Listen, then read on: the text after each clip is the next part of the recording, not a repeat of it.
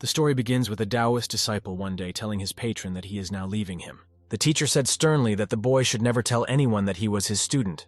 The boy replied that he would be a fish even on pain of death. The main character's name is Feng Hong. He was a disciple of a successful Taoist master on Mount Wudong. The teacher tossed his ward a sack and asked why he was still here. The student took the bag and told his teacher to take care of himself. He promised that he would be back in a couple of days. Fan then flew out of the door of the Taoist monastery at high speed. The other students were very happy that the protagonist had left, and they thought that now there would be peace and quiet. The master thought sadly to himself that he had always lived by the principle that one should make every effort to please heaven. But his disciples did not follow such a principle. Fanboy had a very important mission. He needed to find his fiancée and noticed the unkind looks of his older comrades. He decided it was because he was very talented. The protagonist was speeding through the forest. He was very happy because he had been waiting for this for a long time. The protagonist soared over the forest and shouted happily to himself that he was going back for the city girls. The protagonist had to take a big airplane to his town. A guy fan got off an airplane in a big airport and there were a lot of passengers. The protagonist looked around carefully and saw a huge number of beautiful girls around him. Fang was very happy to be surrounded by beautiful girls. He thought it was worth it to come down the mountain. Suddenly something caught the boy's attention and he turned around and looked carefully in the direction. The former Taoist disciple could very clearly smell the strong odor of blood somewhere near him. He became alert. There was a man in the hall screaming and asking for his wife to be saved. A woman was lying on the ground with a shard of glass sticking out of her leg, and the man asked if there was a doctor here. The man begged and pleaded with the people around him to save his wife. The surrounding people stood in utter bewilderment, silent and unable to help the wounded woman. Suddenly, a young, tall girl confidently approached the injured woman. The girl decided to help by tearing off a piece of her white clothes to wrap the wound. The people around me were very much surprised at such help from a girl they didn't know. The girl came over and professionally wrapped the woman's leg to stop the heavy bleeding. The girl hesitated. She had to find a sure way to get the glass out of the woman's leg. The main character came from behind. He asked the girl sternly if she really wanted to kill the woman lying there. Fan explained excitedly that the glass had nicked an artery. If the girl pulls it out, the woman will bleed out. The protagonist looked at the girl carefully and said he wanted to try it himself. The girl was very much surprised by the appearance of the guy in no way resembled a doctor. The main character confidently approached the woman. He told the surprised girl that he was a doctor. The girl picked up the phone and said excitedly that a human life was at stake. The protagonist crouched next to a wounded woman. He decided to help her with his skills. Fang maximized his skills. He touched his fingers to the woman's wounded leg. After the healing, the guy said that there was no danger, and the woman could be safely transported to the hospital for further treatment. The man was very surprised that the bleeding had stopped. The girl holding the smartphone in her hands was very surprised, but she could not understand how the guy had managed to heal the woman so quickly. The protagonist's teacher was a master of racism from Wudong Mountain. He also knew traditional Chinese medicine. The girl was very surprised. She couldn't understand how the hairdryer stopped the bleeding. The guy was very young to be a doctor. After the conversation, the girl stepped aside. A very suspicious man appeared behind her. A man was stealthily approaching the girl from behind. He slipped his hand into the inside pocket of his jacket. The man then reached into his pocket and pulled out a transparent syringe. The man quietly swung his arm to hit the girl with the syringe.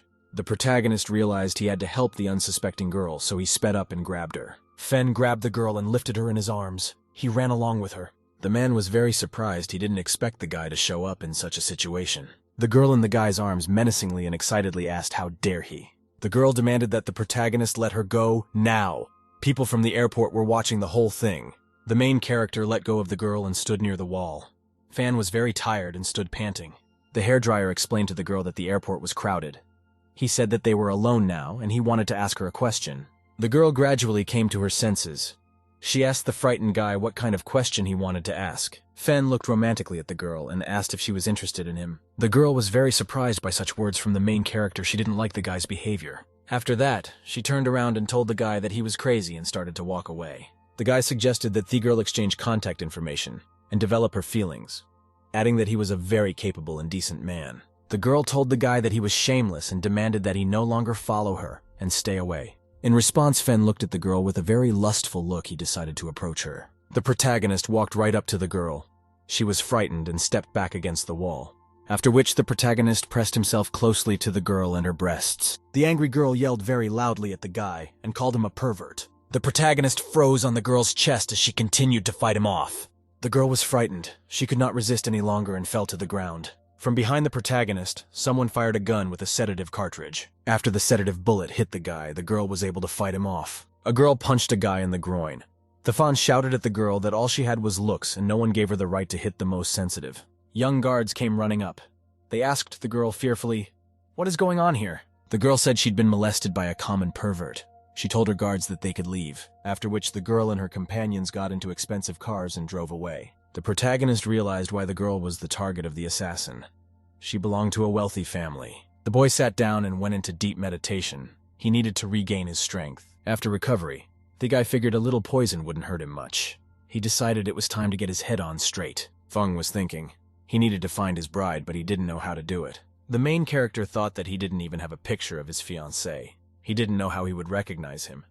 In his hands, he held a picture of a young man. He decided that his daughter should be beautiful. The guy holding the picture in his hands thought happily to himself that he was on his way to his beloved. The protagonist arrived at a high-rise corporate building called Hongtu. The guy passed the front door and ran across the lobby to the girls sitting behind the counter. The secretaries looked at the incoming guest with great surprise and bewilderment. Fang looked at the girls with a smiling and romantic look. They were silent in response. After that, the guy felt as if common sense had knocked him on the head and advised him not to overreact. The main character approached the girl behind the counter and said he had a question. The receptionist asked what the guy was asking about. Feng asked with great interest whether his wife named Shuki worked in this company. The secretary asked the guy if he was the husband of Vice President John. The guy was very surprised. He didn't realize that the girl he was interested in was the president. The receptionist explained that he'd just identified himself as the husband of the vice president of the company. The main character happily said who he knew the vice president of the firm. They were childhood friends. He even said that he and the girl used to go to the toilet together. A girl came up and angrily asked the guy who he went to the bathroom with when he was a kid. The girl angrily interrogated the guy about who he was playing with 20 years ago. The protagonist was very much surprised by the appearance of the girl. He was silent in response. Feng asked the girl why she cared who he played and went to the bathroom with as a child. He reminded the girl that he helped her, and she repaid him with meanness. A very pissed-off girl came up and grabbed the guy by his clothes. The girl threateningly asked the guy what he had just said. The hairdryer asked the girl if she had suddenly gotten an earache. The girl thought to herself. She thought that if she would build up such an ice-cold shrewdness, she wouldn't get anywhere. The girl couldn't understand the guy's behavior. She decided to be calm and not to stoop to the level of the protagonist. The girl ordered the guy out of the building and threatened to fire security if she saw him again. The employee turned to the girl and called her vice president. The guy was very surprised. He realized he'd just talked to the vice president. The main character remembered that he used to play with this young girl when he was a kid. The guy turned to the departing girl and asked if she was a baby shoe. The woman asked the protagonist why he called her that. She reminded the guards to kick the intruder out. The guards approached the protagonist. They were very determined. After which the guards led the protagonist to the exit and threw him down the steps. He told the guards that he would wait here too. He told them to tell the president that young Feng Hong had no intention of waiting any longer. Such words made the guards angry. One of them said that the protagonist was insolent. The guard walked up to the guy and decided to throw him away now. The guard felt he couldn't move the protagonist at all. No matter how hard the guard tried, he couldn't move the guy. The hairdryer was as immovable as a rock. The protagonist stood still. He was silent and completely unconcerned. The guard couldn't understand what had happened to the protagonist. He was pissed. Another guard offered to attack the protagonist with a taser. A guard with a taser on started to approach the protagonist to attack. The guy stood perfectly still and expressed no emotion. An expensive car suddenly stopped. Someone shouted at the guards to stop. A young man got out of the car. He was the president of the company. The man said his name was John Muji. He wanted to meet the protagonist at the airport but couldn't find him. The president said he hoped the young Taoist would not take offense at him. The guards were very surprised. They couldn't believe their president knew the guy. The protagonist opened his eyes. He looked at the guards with great interest and judgment. The protagonist told the president resentfully that if he'd come a little later, he'd be gone by now. The president threateningly told the guards and the girls at the reception desk that they could go to the accounting department to get a settlement. He also added that they could not come to work from tomorrow. The guards were very surprised to hear those words. They did not expect to be fired so easily. Feng said the guards were simply following the orders they received, adding that the president should appreciate such responsible workers. The president menacingly asked his subordinates why he was not hearing any thanks from them to the young Taoist. The terrified guards thanked the protagonist.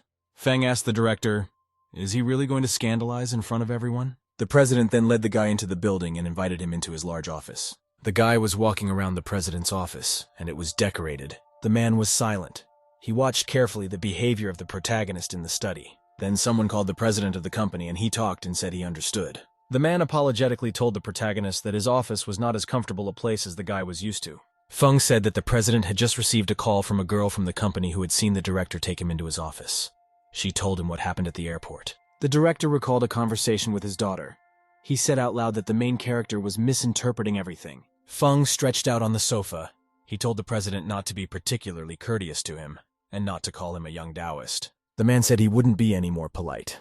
He asked the guy what to call him now. The main character told the director that he could call him by his first name, Fang Hong. The president very politely told the protagonist that he'd been waiting for him for a long time. A hairdryer told a man that he was smarter than his wife, but dumber than he thought he was. The president was very surprised. He asked the guy with interest what he meant by that. The main character told the director that he was a former special agent and should have realized that he was being bugged. The president was very surprised by the words he heard. He told the protagonist that it was impossible. The hairdryer walked right up to the president and grabbed him from the front by his clothes. And then the guy ripped the button off the principal's jacket in a very deft move. The hairdryer threw a button from his jacket up. It broke in two, and inside was a listening device. The main character told the president to never let his guard down. The guy added that the director himself should realize what went wrong. The president said in surprise that the listening bug is the most advanced in the world at this moment. He asked the guy with interest how he knew about the wiretap. The protagonist cheerfully replied that if he couldn't do such a small thing, he would be called a young Taoist for nothing.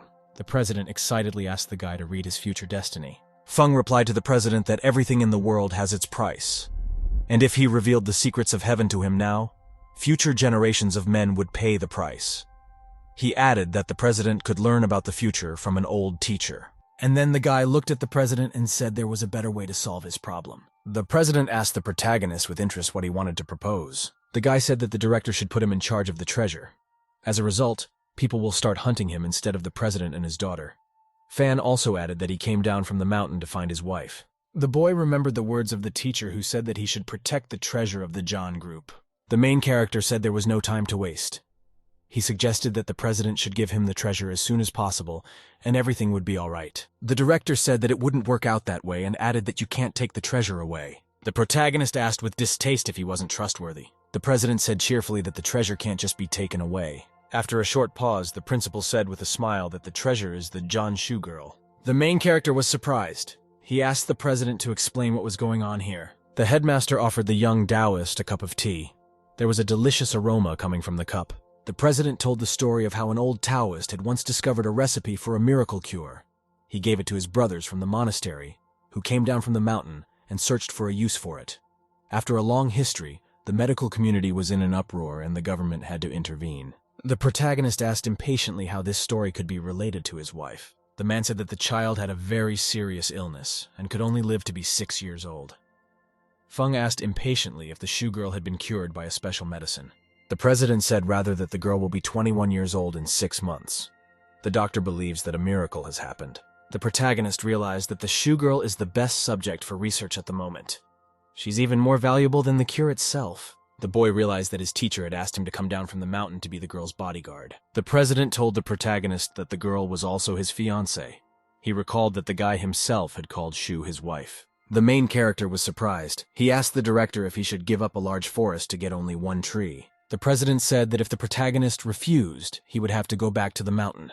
The man added that there are many other worthy candidates. The boy thought to himself that for him, a job as a bodyguard was better than going back to the mountain. The main character told the president that his services were very expensive.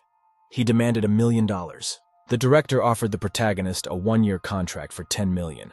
The man added that if the guy needs more money, he should contact him. The front door opened. The shoe girl ran in at once. The girl asked her father excitedly how he could sleep well knowing that the protagonist was protecting her. The father said there had been a misunderstanding at the airport. Afterwards, the president told the girl that he had already made his decision, and it was out of the question. The girl said goodbye, that the protagonist could only approach her over her dead body, and slammed the door shut. The main character said he'd be a scapegoat for $10 million, and the man would remain a loving father to the girl. A secretary came running into the office. She asked the agitated director if her name was called. The principal told the guy he wanted to introduce him to this woman who walked into the office. The main character quickly approached the woman and introduced himself. He said she was very charming. The girl felt her heart racing. The director ordered Xiao Ying to take the protagonist to Shu's house and prepare a room for him. The guy asked the girl with interest how she keeps her skin in a beautiful state. The girl replied that the protagonist also looks good. The hairdryer suggested that she take off her clothes and compare them in detail. The girl told the guy that he's so young he's already a big slut. The hairdryer replied that he was only suggesting that the girl roll up her sleeves. The protagonist and his companion went outside and there was a luxurious, expensive car. There was a man standing by the car and he apologized for the long wait. The man said his name was Chen Bishi. He asked the protagonist to tell him his future. Feng told the man that he could not predict the future, but he could read people's auras. He told the man that his luck would be with him. The man thanked the protagonist and told the guy and the girl to get in the car. After the protagonist got into the car, the driver set off. The girl asked the protagonist with interest if he could predict the future. Feng replied cheerfully that he could. Suddenly, the main character got very worried. He felt that something bad was going to happen. Suddenly, the side window of the car was pierced by a powerful bullet. The guy yelled for the girl to duck. The driver shouted very frightened that armor-piercing bullets had just been used against them. The driver said in surprise that they were in an armored car and armor-piercing bullets were used against them. That means it was an army weapon. The main character and the girl were lying ducked in the back seat. The driver warned that someone was approaching. The guy told the driver that according to the direction of the bullet, the sniper was shooting from the left. Moving at a decent speed, he told the man to follow his instructions. The man told the protagonist without further ado that he understood him. The protagonist indicated that the motorcade car on the left should temporarily block the view of the shooter, and on the right as well. The fan told the driver to tell all the drivers in the motorcade. The driver asked what to do next. The guy said we should find a way to distract the sniper. The driver asked the protagonist with interest how they were going to do it now. The guy told the Xiaoying girl that they would have to move to another car now. The driver was surprised that the guy wanted to run away. He thought that the fan would not be able to protect the young lady. The girl asked with great interest how on earth they would be able to transfer to another car. The guy said to roll down the window of one of the neighboring cars so they could jump in. The girl said the guy was joking. Fan took the girl in his arms and told her to hold onto him tight if they didn't make it in time. The second bullet would come. The girl squirmed. She agreed to the main character's proposal. At full throttle, the main character with his girlfriend in his arms was able to jump into another car. The fan told the frightened girl that she'd done everything she needed to do and praised her. The driver thought that the protagonist acted professionally. Another would not have been able to do it himself. But the guy jumped with the girl in his arms. The guy commanded the driver that at the next intersection, the cars should rearrange themselves into new information. The girl sat still very much frightened with her eyes heavily squeezed shut. Fang stroked the girl in and told her reassuringly that everything would be fine. The protagonist and his girlfriend were driving at full speed on a country road. Shu said that the main character was a freak for flirting with a girl in such a situation, and the father said that the guy was an unusual young man and that the girl would learn a lot from him. The father said that the guy was an unusual young man and that the girl would learn a lot from him. The girl told her father excitedly that she would be angry if he kept reminding her of their childhood friendship. The father explained to his daughter that In-girl went with the protagonist to lure out those who were hunting his daughter. Man added that the protagonist will be able to protect In-girl. Shu-girl thought to herself confidently that she would never be able to trust the protagonist. The guy told the driver that something was wrong and there were no more signs of movement since the first shot. The driver said he should check the car the girl was in. The man called the protagonist arrogant and realized that he wanted to do everything himself. The driver added that he had to go back. The main character looked at her hand to reassure the girl and said that she had a long life ahead of her. He said that the girl would have a long professional life. The fan said that he looked at the love line, and it indicates that the girl's soulmate is very close by. The interviewee replied to the guy that she did not believe it. Suddenly, the main character told the girl to remember to wear her seatbelt. The protagonist watched the belt squeeze the girl's breasts and thought to himself that it looked a little tight, while a huge truck was speeding towards the car with the main character and his girlfriend. A huge truck at full throttle hit a passenger car and it flew off to the side. After the impact, the passenger car hit the side fence near the road with all its might. After the impact, the girl was able to stay in place thanks to the fact that she was wearing a seatbelt. The passenger recalled excitedly that the protagonist was able to anticipate the course of events. The guy ordered the driver and the girl to stay in the car. He said he was taking the enemies on himself. He reminded the passengers not to get out of the car under any circumstances. The protagonist jumped out of the wrecked car. He saw a whole crowd of bandits standing in front of him. The president of the company, along with his daughter, watched the whole event through the monitors. The daughter asked her father fearfully what they should do. She was worried about the girl. The man replied that the daughter should not panic because he had already informed the police. The man remembered that Uncle Chen, the driver, was with the protagonist. He has a lot of experience in this kind of business. The father said that the protagonist went out alone, so he was confident. The daughter told the angry father how can he trust the protagonist in such a situation. She added that if Fang is going to die, why drag the in-ear girl with him? At the same time, someone violently kicked the side doors of the truck from the inside and the rest of the bandits stood silent. A leader jumped out of the truck cab and told the protagonist that he was good at jumping out of windows. The boss said that Fan risked his life to jump into another car. In the end, the protagonist ended up surrounded by bandits anyway. The protagonist asked the leader calmly if the sniper who attacked them was the one. The leader replied that the boy's guess was correct. He asked the Fan to give them the girl. The leader added that he would gouge out the boy's eyes because he had seen him. The protagonist told the ringleader with interest that he'd seen him somewhere before. He asked him if he had studied the girl at the airport. The ringleader said angrily that he couldn't figure out who had foiled his plan at the airport. He added that he had to kill the protagonist if he was Zhang Shuqi's bodyguard. Fan told the leader not to talk nonsense before killing someone. He added to the leader that he wasn't even worth his time. And then the guy took off to attack the ringleader at full speed. After a huge acceleration, the protagonist was able to jump up and soar high up. The gang leader wanted to kick the protagonist with all his might, and the guy managed to dodge. Suddenly, the leader was very frightened and realized that he couldn't hit the Fan anymore. The protagonist was able to grab the gang leader's leg with a deft move. He immediately dropped his knife. Fang, with a very quick and deft movement, was able to pick up the falling knife he prepared to use it against the gang leader. The protagonist launched the knife, which, after flying, sank into the gang leader's hand, and he fell to the ground. The shy girl watched the guy fight against the bandits on the video without any emotion. She thought the Fan was pretty strong. The companion of the protagonist sitting in the car was startled to think that her opinion of the guy was wrong. The main character approached the leader and asked if he still wanted to kill him. The leader asked fearfully who Fan was and why he had never heard of him before. Suddenly, the protagonist became alert. He noticed two bandits approaching him from behind. With a threat in his voice, the guy told the thugs that if any of them moved, the knife could pierce their boss's heart. The gang leader said his men had already retreated. He asked the guy what he wanted to do. The Fan said that if any of the gangsters moved, he wouldn't be so polite. The gang leader got really scared. He thought the guy was going to kill him. I heard the sound of approaching sirens. The bandits realized that the police were coming and decided to run away. As a result of the showdown, the protagonist ended up shoving the gang leader in his mouth with his shoe. The driver said that the neutralized ringleader was an extremely dangerous assassin. The Fan replied that he'd never heard of him. The driver thought to himself that the protagonist reminded him of the most dangerous assassin of all. He thought it would be interesting if their paths crossed. The protagonist, after the fight, told the driver that he was leaving the rest to him. The guy added that if there was any reward, the man could take it back for himself. The guy approached the rescued girl. He said that first he wanted to read her lifeline on her palm and then on her foot. The girl angrily told the guy that he was a pervert. The driver thought to himself that he could always figure out the path of the young people he met. However, he could not read the protagonist. Evening descended on the city, and the main character had to make his way to the apartment of Zhang Shuqi's girlfriend. The protagonist arrived at the apartment building with his companion, and the two of them went up to the building.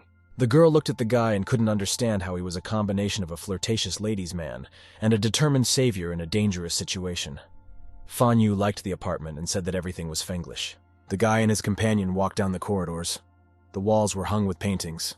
Her companion took the guy into a large room and told him she belonged to him now. At that moment, the protagonist's cell phone rang. He picked up the phone. The interlocutor said that the company will have a big celebration in the evening to celebrate the end of a big project, and said that the protagonist should come with his girlfriend. The main character in the car together with the girl got out of the building. It was lit up with bright lights and shone in the night sky. The man said strictly that as soon as the guy was properly dressed, they could go to the gala. The daughter told her father that if they waited for the main character to change, they would be late. Among other things, the Fan is part of the guard and does not have to change his clothes.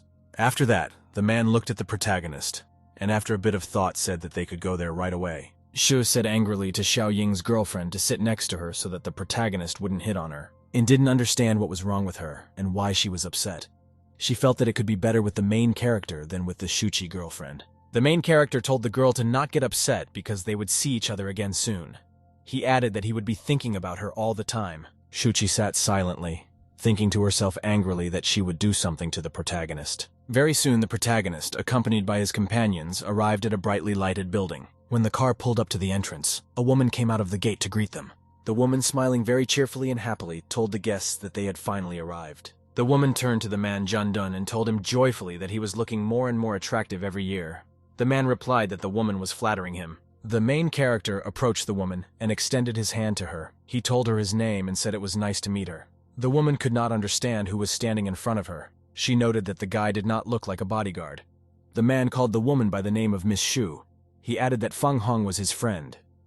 At that time, Ying Girl grabbed the protagonist so that he wouldn't say anything else. Miss Shu said she's the party organizer and suggested that guests stop by. Miss Shu didn't follow the others.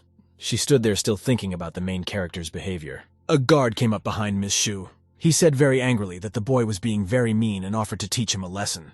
Miss Shu said angrily to the guard that he had had enough of life.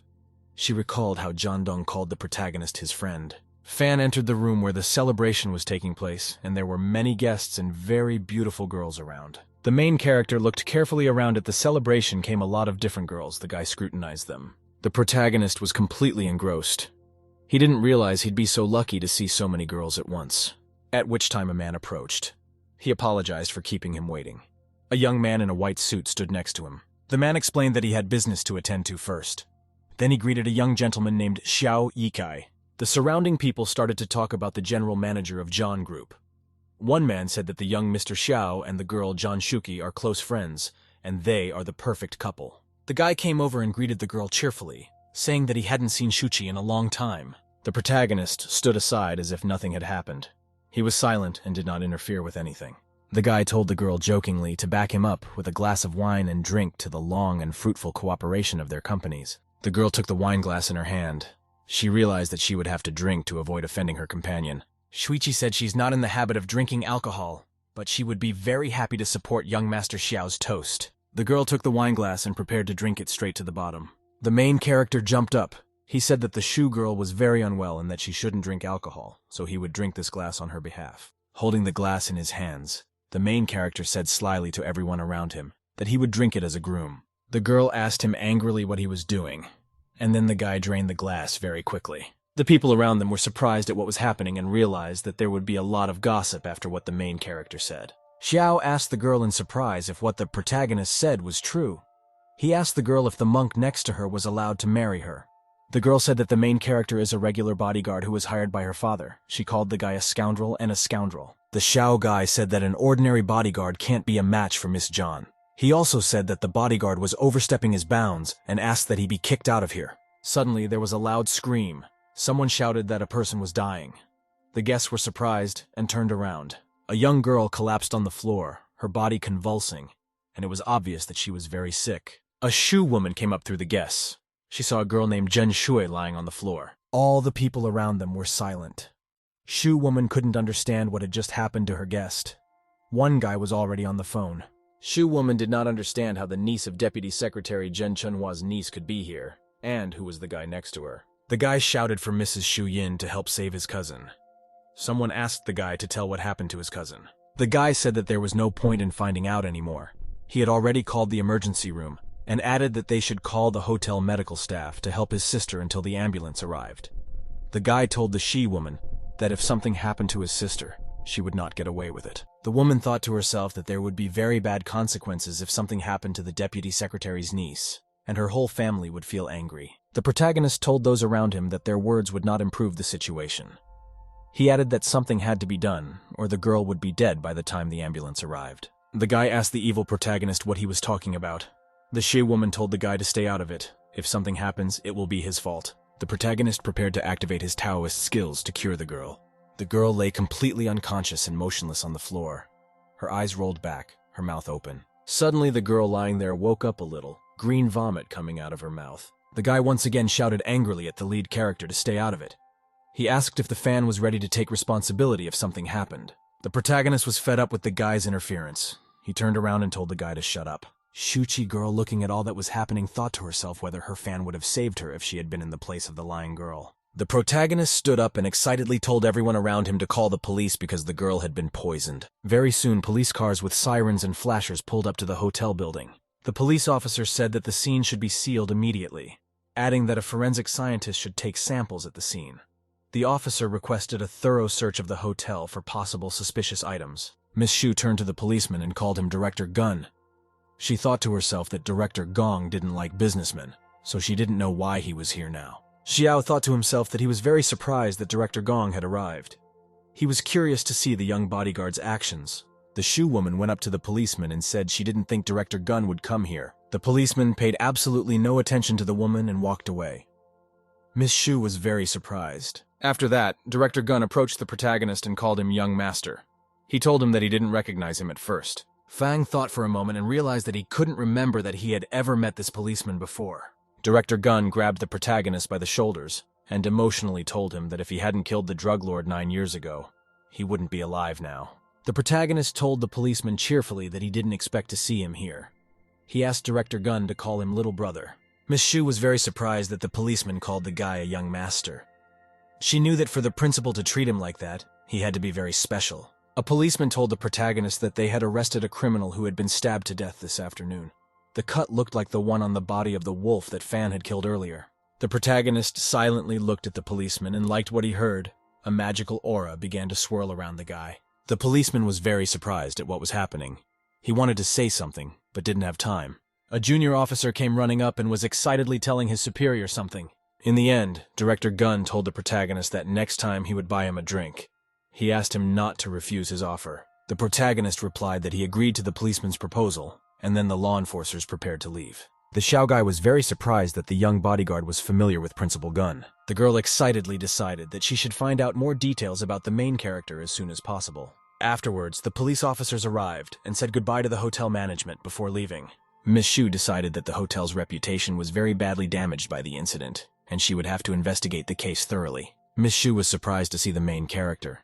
She asked why he didn't return with Director Zhang. She asked why he didn't come back with Director Zhang. The main character said calmly that he had to go to the bathroom. Fan added that he didn't mind being with a beautiful woman like Miss Shu, but since she didn't like him, he would leave. Suddenly, the woman sharply called out to the guy and told him to wait. She had something important to ask him. Looking at the guy carefully and very anxiously, the woman asked if he had drunk the poisoned wine. The protagonist headed for the exit and told the woman that she was really smart. Fan said that he drank the poison wine, and the poison didn't affect him because he had good medical skills. The woman stared at the departing protagonist for a long time, thinking excitedly about something of her own. After the guy backed off a bit, the woman turned around and started running with all her might. Miss Shu thought excitedly to herself that she should find the glass that the protagonist drank from. The protagonist walked to his car. He had to leave the hotel. The guy was sitting in the back seat thinking about what was going on. He needed to get in touch with the driver. Fang put the earpiece into his ear. He needed to clarify some very important information from Uncle Chen. The main character asked Uncle Chen if he had protected his brother John. The man replied that all the instructions from the boy had been carried out. Then the protagonist said to himself cheerfully and excitedly that it was time to start hunting. A motorcade of expensive cars was moving along the evening road and it was very dark. The cars stopped ahead was a bridge over a river.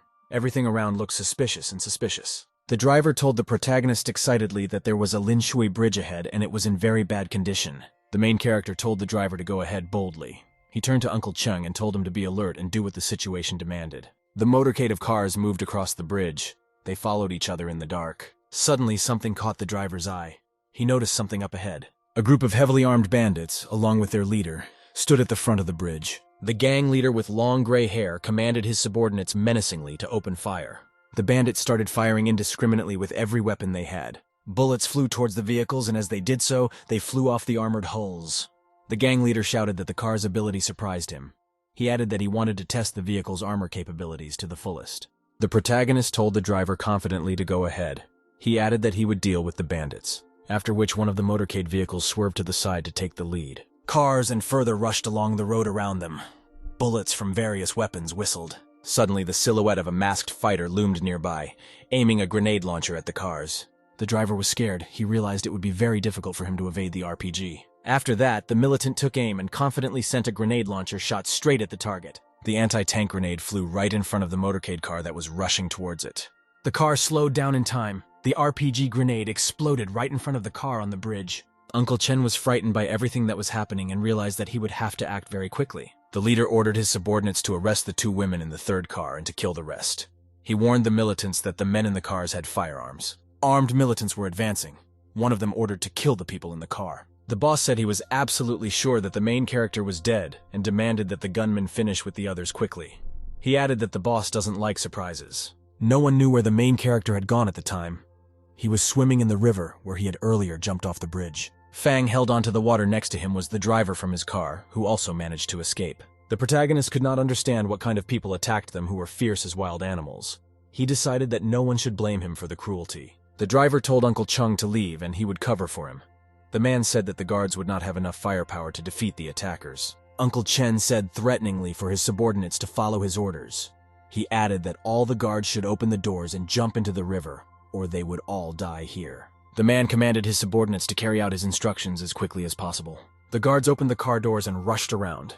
They wanted to get to the water in time. The thugs had the guards in their sights.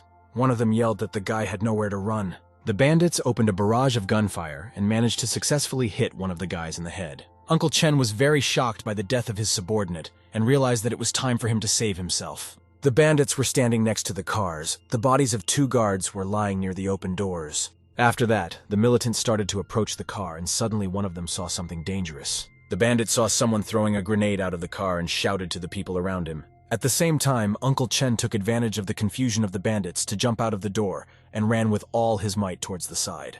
The militants had no time to realize that the man had dived off the bridge into the water very quickly. A soft splash sounded. The water very safely concealed Uncle Chen from possible attacks from the bandits. One of the bandits took a closer look. He saw that there was a harmless canister on the road, not a grenade, and shouted threateningly that they would kill the man. The leader said angrily that it didn't matter if one escaped. He told his subordinate to wait. The gang leader commanded the bandit to check if there was John Juntu inside the car as soon as possible. The gunman ran up to the car and saw that there was no one inside. He excitedly told his boss that the car was empty. The gang leader grudgingly thought to himself that Jang Hongtu is a skillful bastard. At that time, the phone rang with the gang leader being called by his boss. The interlocutor said that John Hongtu and John Shuki are at the Jinjiang Hotel. The interlocutor also said that the police are on their way and that the militants should leave immediately. The leader said annoyed to himself that John Juntu wanted to grab the turtle in a jar, but they are not the kind of turtle that does not bite. The leader very decisively told his men that it was time to retreat. Suddenly, the bandits heard bullets whizzing over their heads. They were surprised and very frightened. Suddenly, one of the bandits fell to the ground, struck by an incomprehensible and inexplicable shot.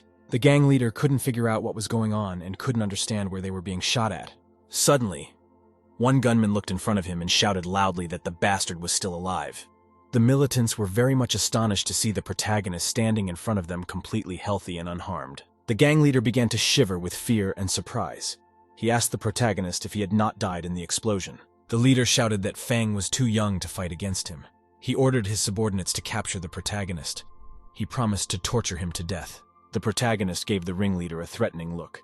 He told him that he would pay for all the evil he had done. Then the protagonist prepared to attack. He had to confront the leader and the rest of the bandits. Fang began to run and accelerated to a great speed. He decided to attack his enemies from an unexpected direction. The militants stood silently staring at the protagonist, waiting to see what he would do against them. Accelerating at breakneck speed, the guy was able to attack the fighters very quickly and cut them apart. Then the guy decided to attack the gang leader and ran at him with all his might. The ringleader was very much agitated. He prepared to fend off the attacks of the protagonist. Suddenly, next to the leader, the fan disappeared. He couldn't figure out where the boy was. The protagonist shouted at the ringleader from an unexpected place. The man did not expect it. The leader of the bandits saw the protagonist coming at him from above and had no time to do anything to defend himself. With very quick movements, Fan cut the leader to pieces. The enemy could do nothing to defend himself. One of the guards helped Uncle Chung out of the river and onto the shore. The man was very exhausted. Uncle Chen thanked the guard who had helped him. The guy was silent and looked away. Suddenly, the guard turned into a small cardboard figure of a man. Uncle Chen was very surprised and realized that he was being helped by a fake person. After that, the man looked up and saw the main character there. He was very happy that Fang Hong had survived the shooting. Uncle Chen was very excited and ran down the beach to the stairs to climb up to the main character. The protagonist was completely calm. He was able to successfully defeat his enemies, and was now looking intently at the large needle in his hands. Suddenly, Uncle Chen stopped. He was very surprised to see a huge number of uni enemies around. The man looked at the quietly standing boy and thought he was very young. Uncle Chen couldn't imagine what the protagonist had gone through to become such a predator. Mr. Fang reported to the man that all their enemies had been defeated. Uncle Chen said he was surprised that the boy had been able to turn a paper doll into a living person, and his mind was broadened. The man asked if Chairman Zhan and Miss Gu were all right. The protagonist calmly told the man not to worry because he had thought of everything. Uncle Chen asked why the guy asked him to stay in the car. If he had hesitated, he would have been killed. The guy turned around and told the man calmly that the play needed an audience. He added that Uncle Chen should not worry about his safety when he was near him. The guy asked the man to take care of the work, and it was time for him to leave. The man got very angry. He asked the boy how he could say such things to him because he trusted him. Uncle Chen was clear that he was not a spectator for the guy. In one of the offices, a man received bad news and annoyedly pounded on his desk. Xiao asked his father why he was so angry if the ambush had failed. The man said that the team had been completely defeated, and he couldn't believe that Chen Bishi was so strong that he could unify the entire Xiao family team. After a little thought, Theman said excitedly that he was quite sure that the militant team was united by the young man they had seen at the banquet tonight. Xiao was very surprised that his father took poor Dao seriously. The man told his son that he was very foolish. Fang was able to move Zhan Junta and the other two girls to safety. After that, the father commanded his son to send a message to the captains of the first and second teams. The man angrily thought to himself that the protagonist would sooner or later realize that he was not allowed to insult him. The protagonist returned to his apartment where he was living in a housing complex. Fang took a shower. He was very tired after the ordeal of tonight. The phone rang on the table next to him and the guy went over to it. The man said that the protagonist would be attending university with the girl Shushi. They'll send a car for him tomorrow. The boy replied that he could get there himself. The protagonist thinks that anyone could figure out the father's intentions. He wants him to be close to her daughter, and he could say so directly to avoid trouble. Fan stretched out on the bed very dreamily and relaxed. He decided happily to himself that the university was a tempting place. The protagonist imagined seeing a lot of beautiful girls with long legs. In the end, he realized that the university would be a paradise for him. The next day, the guy arrived at Tsinghua University of Science and Technology. He walked around the grounds and looked around. The fan noticed a bunch of skinny and beautiful girls running around the athletic field. The protagonist was very happy as he had expected with the beautiful young students around him. Fang looked happily at the students. He thought to himself that the campus hadn't let him down. Suddenly, someone said hello to the boy. The protagonist turned to the side and saw a girl he knew approaching him. The girl asked if she could really see Fanny. She called the protagonist a pervert for looking at girls' feet. The guy asked the girl in surprise if she was his familiar Dun Yue. The girl looked at the boy with piercing eyes and said that it had been a long time since they had seen each other. The protagonist thought to himself that he was seeing a very stupid girl. Usually girls change quickly, but his girlfriend is still so nice. A girl asked the guy why he was looking at her like that. The girl asked the guy why he was looking at her like that. She asked if the fan was angry with her because she interrupted him watching the girls.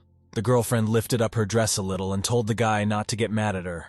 She can show him her legs herself. After that, the girl romantically told the guy that if he wanted to see something else, she'd show him when no one else was around. The protagonist was very embarrassed.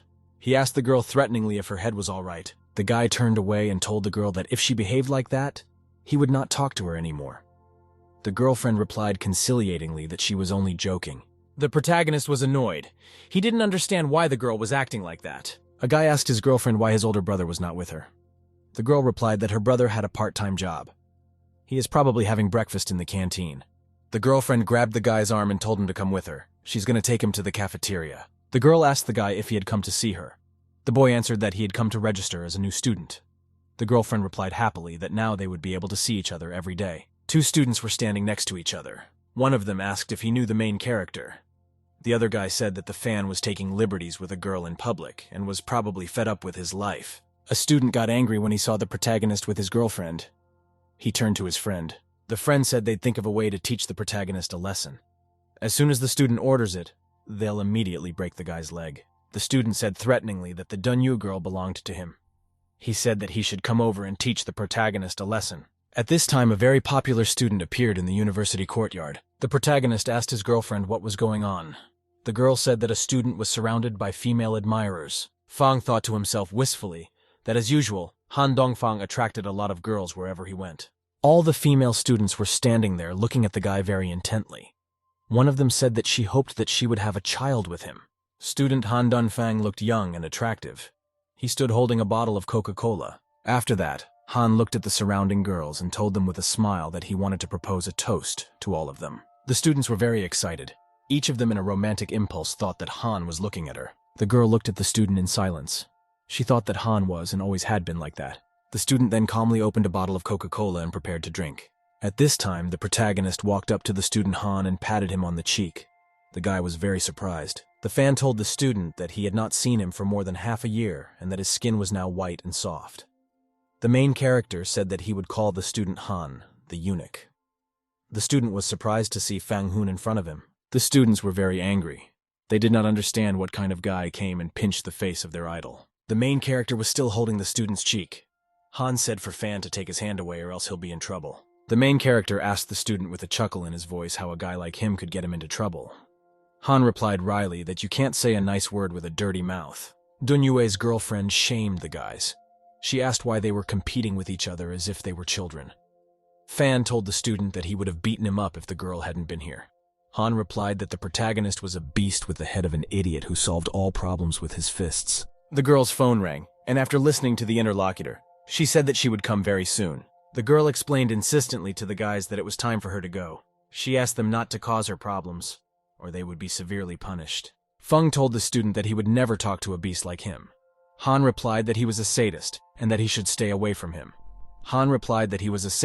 and that he should stay away from him. Hanu got tired of arguing with his interlocutor and turned around and started to go to his dormitory to rest. The main character thought that the student hadn't changed at all. The fan noticed that it was late and he needed to go and pay the tuition. Suddenly, the guy saw a bunch of angry female students around him. One of the female students asked angrily how the guy dared to insult their idol. Another girl offered to teach the protagonist a lesson. The protagonist stood there for a moment, confused. He had no idea that female students could be so vicious. Then the guy turned around and started running fast. He figured it was time to go. Furious students rushed after the protagonist, one of them shouting that the guy couldn't be allowed to escape. The protagonist took shelter in the university building while catching his breath and decided that female students are more dangerous than cult members. He could not understand why student Han is so popular. The guy walked through the corridors of the university, no people around, looking for the right door. Fan eventually found the study room door he wanted and went inside. In the office, the guy saw two young girls, one sitting at the desk and the other standing next to it. The secretary asked the guy to show her his registration notice and ID card. She asked what the main character was majoring in. The protagonist replied without any emotion that he was in medical school. The girl cheerfully told the guy that the tuition fee was more than 11,000 yuan. She asked him how he would pay in cash or by card. The protagonist asked in embarrassment why it was so expensive. He asked for a discount. The receptionist replied that this was not a market, and there was no haggling. After a short pause, the secretary explained that if the amount was very large, the guy could take out a student loan, which would be repaid after he got a permanent job after graduation. The guy took out his card and told the receptionist cheerfully that he didn't need credit and could pay for everything right away. The secretary took a close look at the main character and told him not to pretend to be rich if he had financial problems. She added that there was no shame in being from a poor family. The main character standing by the desk said confidently that he didn't need a student loan. He asked the receptionist to swipe the card. The secretary recalled that the guy had recently said that the amount would be a lot for him, and now he wanted to pay by card. She added that she would check the guy's confidence. The receptionist inserted the protagonist's card into the terminal. She wanted to check the balance. The terminal was activated. The secretary was very surprised to see the numbers on the scoreboard that appeared. The terminal showed on the scoreboard that the protagonist's current balance is 5 million. The secretary asked the protagonist with great excitement if the card in front of her was his. The main character calmly and seriously replied that it was his card. He asked the secretary what was wrong. The secretary emotionally told the guy that he had 5 million yuan in his account and complained that he was poor. She told him to pay the tuition and leave. The secretary didn't understand why the rich guy was pretending to be poor. She decided that her good intentions were in vain. The protagonist went outside and paid his tuition and wanted to go back to his place. On the street, the fan was spotted by other students, one of whom told his friend not to look because it was the main character. The student menacingly ordered the fan to stop. The main character asked a student to show him where the freshman dormitory was. The guy said that the protagonist had to go forward and turn left at the first corner. Suddenly, the protagonist was called from behind by several guys and they looked at him threateningly. Fan turned around. At first, he thought it wasn't him. The student said menacingly that he was addressing the protagonist. A huge student approached the protagonist and asked if his name was Fang Hong. The protagonist asked in response who was standing in front of him. The student threateningly told the protagonist that he shouldn't know who they were.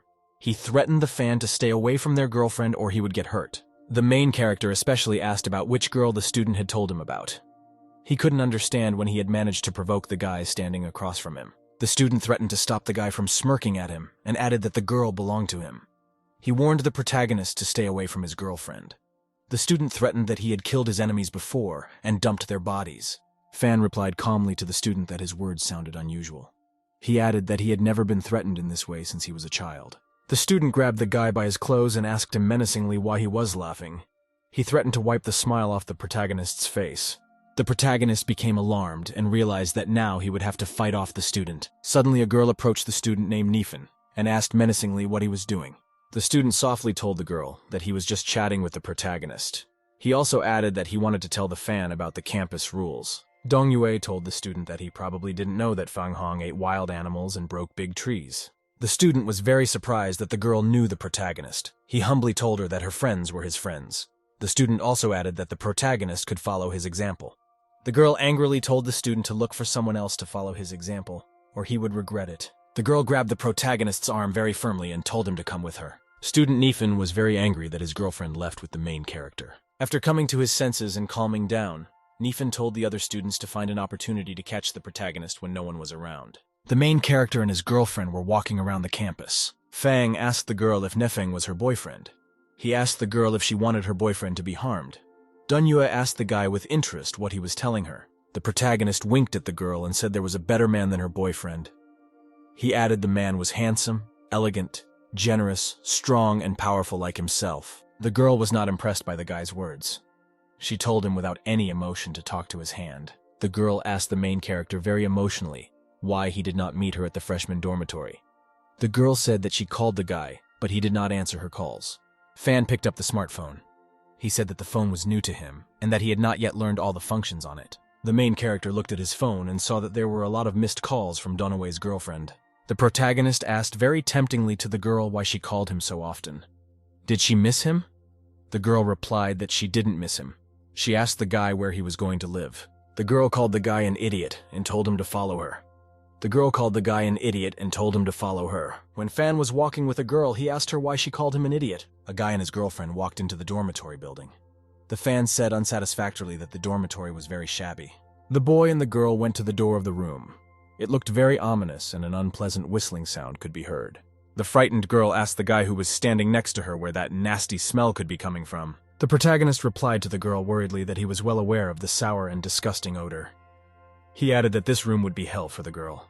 The girlfriend was very frightened and asked the main character if there would be corpses behind the door. Fang asked excitedly to the girl what the hell was going on in her head.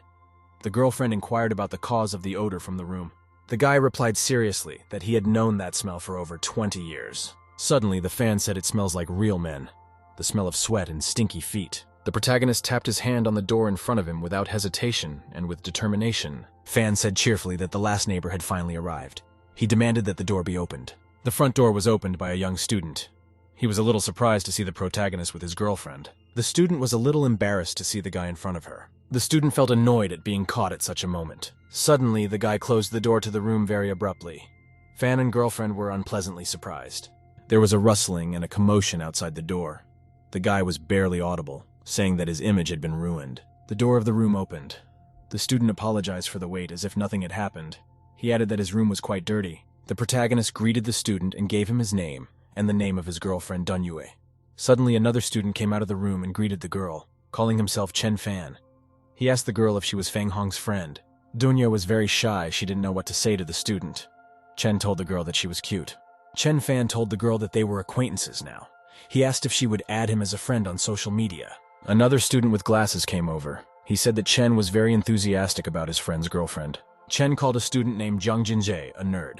He also added that he is creating a relationship circle and wants to find a girlfriend. Student Jiang told his friend that he'd rather find a ghost than a girl. Fan reminded his girlfriend that she had a lot of things to do. He added that he would not see her off. Dunyue replied that she was leaving. The guys could talk for now. She reminded them not to be late at 7 p.m. for the freshman meeting. If the guy told the girl not to worry and they'd all be on time. The protagonist is left by himself in the dormitory surrounded by his new friends. A student asked the protagonist how he could win the heart of a girl like him. Fan told the student that if he behaved like this, the girls would think he was an idiot. He also added that Dunyue was not his girlfriend. A student told Fang that only a master could have a sophomore girlfriend. He asked what his secret was. The guy turned to the students and told them to stop. He wanted to offer them something. Then Lee's boyfriend said that after freshman orientation, they should find a place to hang out. He suggested we celebrate his birthday. The student Chen got excited. He said that he was in full agreement and asked if there would be girls. The student said there will be lots of beautiful girls. It all depends on whether the guys can win their hearts. The student with the glasses said the guy only thinks about women. He suggested that his friends count more books while they had time. Chen told the student he was talking nonsense. He asked if he was going or not. The guy said he would. The protagonist remembered that his main task was to protect John Shuki.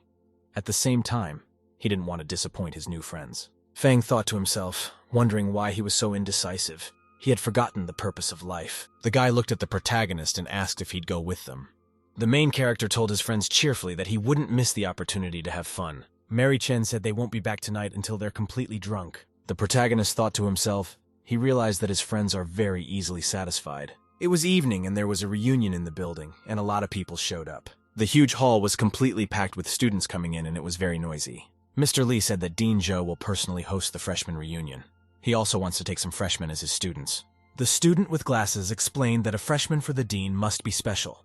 Fan clarified whether Dean Zhou is a senior expert. The student said that the dean is the best expert in cranial nerves and orthopedics. Zhou is also a renowned expert in acupuncture. The protagonist was interested in what the student said. He asked him what Dean Zhou's full name was. The student with glasses told the protagonist that the dean's full name is Zhou Yukai. Student Lee looked to the side and said excitedly that Dean Zhou had already come. An elderly dean with a wand was walking down the aisle of the auditorium building, followed by several attendants. Fang looked at the dean and thought that he had the highest level of medical science and was now standing in front of the freshmen. The protagonist noticed that the dean looks ordinary, yet his eyes can strike the human heart like a sharp knife. Dean Zhou told the audience that he was very happy to see many new faces in the college. He added that the students have no talent. Zhou told students that they should treat their place of study as their starting point. He urged people to set aside their pride. After the dean's words, there was a long and sustained applause in the audience. Dean Zhou looked out into the audience and asked the students if any of them knew the motto of their university. A huge number of students raised their hands and said they knew the motto of the university. The dean asked with interest to the students if any of them knew their college motto. The student with glasses said in surprise that he only knows the motto of the university but does not know the motto of the college. Dean Zhou told the students that they all got into the university just because of his celebrity. The dean turned around and started to leave. He told his deputy that he was leaving the students to him. Suddenly, from the silent hall, someone shouted for the dean to wait. The surrounding people were surprised when suddenly the protagonist rose from his seat. One student was surprised to notice that the main character might know the dean from somewhere. Fan said the university's motto is honest friendship and good behavior. The students were very much surprised. Chen said joyfully that he was amazed by the words of the protagonist. The dean sternly asked Fang if he knew the answer, why he didn't raise his hand right away. The dean sternly asked Fang if he knew the answer, why he didn't raise his hand immediately. After a brief pause, the dean, amidst a silent audience, tapped his stick on the floor with all his might. Dean Zhou looked at the protagonist with a stern look and demanded that he come out. The protagonist thought worriedly to himself that the dean wanted to kick him out. He decided that he needed to find out more thoroughly about Zhou. Student Chen said that the dean can't just kick the protagonist out. He added that they got into college because they passed the difficult exams. The main character's friends stood up and said they were in full support of him. The dean is angry because the students are acting together against him. Zhou said that all the people who live in the dormitory with the protagonist will be expelled from the college. The students were very much surprised. They did not expect such a decision from Dean Zhou. The main character told his friends very convincingly to sit down. Fan told the dean that his friends had absolutely nothing to do with it. He added that it was his fault, and he should bring responsibility. He added that he would leave. The protagonist looked completely calm and unperturbed in the face of his departure from the university. The dean noticed the boy had absolutely no excitement on his face. He decided that was exactly what he needed, fearlessness in the face of danger. The dean asked the protagonist what he wanted to learn first, traditional Chinese medicine or Western medicine. Fang calmly told the dean that he wanted to study traditional Chinese medicine. The students were surprised that the main character was acting so arrogant in front of Dean Zhou. The dean said he would reward the protagonist for the right answer and take him on as an apprentice to teach Fanya professional lessons. The students were very much surprised. They did not understand why the dean had chosen his student in this way. The protagonist told the dean calmly that he couldn't accept his offer. The dean asked the boy if he had heard him correctly. The students were very surprised that Fang refused to be Zhou's student. The student didn't understand how the protagonist could refuse such an offer. The dean thought to himself that he was even more interested in the boy.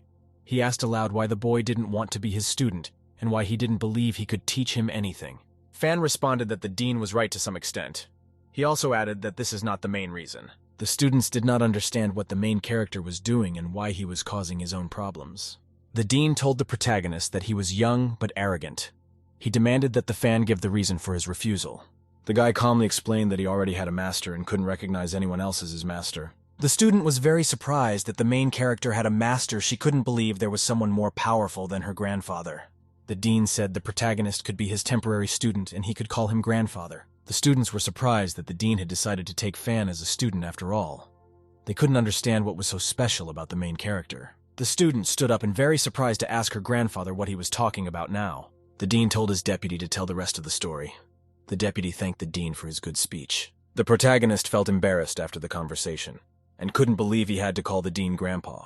Dean Joe was walking around the campus late at night. There were no people around. The dean called John Hong-tu and asked him why he had recommended the protagonist to him.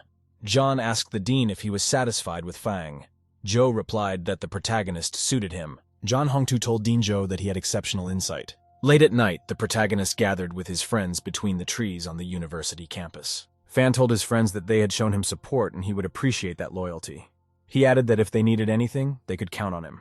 If the guy asked the protagonist if he regretted refusing to be the dean's apprentice. The student with glasses reminded me that the dean allowed the protagonist to call him grandfather. That means Joe wanted to lure Fang Hun to him. Fan replied cheerfully to his friends that the dean simply wanted to marry his granddaughter to him. Late at night, the protagonist was driving down the street with his friends in an expensive car. Chen said in surprise to Lee's student that he must be a major if he drives such an expensive car. Lee replied that today, the most important thing for them is not the car. Fan thought to himself that his friends had a passion for girls in their blood. He sadly thought to himself that he didn't even know what a driver's license looked like. After a short drive and the protagonist along with his friends pulled up to the entrance of the Club Landai. The club was noisy with a lot of guests and loud music playing from the stage. Near one of the tables, a group of girls sat on luxurious couches. The student saw the guy and greeted him cheerfully. She said they were finally here. Lee's student looked sideways at the girl who had just called him out. Next to him was the main character. The guy told his friends not to be surprised when they saw the girls. A student told him to have a glass as a fine for being late. The guy replied that he couldn't refuse her. The other guys were surprised at how cool the guy was with his girlfriend. The student told his friends cheerfully not to just stand there and have a drink with the girls. The protagonist approached the girls and said his name. Suddenly something very much caught the attention of the protagonist. He looked in front of him. Fang saw two girls sitting on a couch across from him not far away. The protagonist couldn't understand why Uncle Chen let both girls, Ying and Shu, go to a place where shady characters hang out. Some guy came up to the Shutsa girl and continued to give her a drink. He added that it was very difficult for him to cross her at work. The girlfriend said excitedly that the Shuzzies had had too much to drink, and it was time for them to go home. The guy said it was early, and it wasn't even 12 o'clock. He thought to himself that tonight this girl would belong to him. The guy added that Shutsa's girlfriend had barely made it to this corporate event, and it would be rude for her to leave now. The girl said tonight's festivities are on the Shuza, so she paid for everything. The guy told the girls she could leave, but she had to stay with them because she was a classmate. Gerlin asked angrily to the guy why her Shu girlfriend should stay with him now.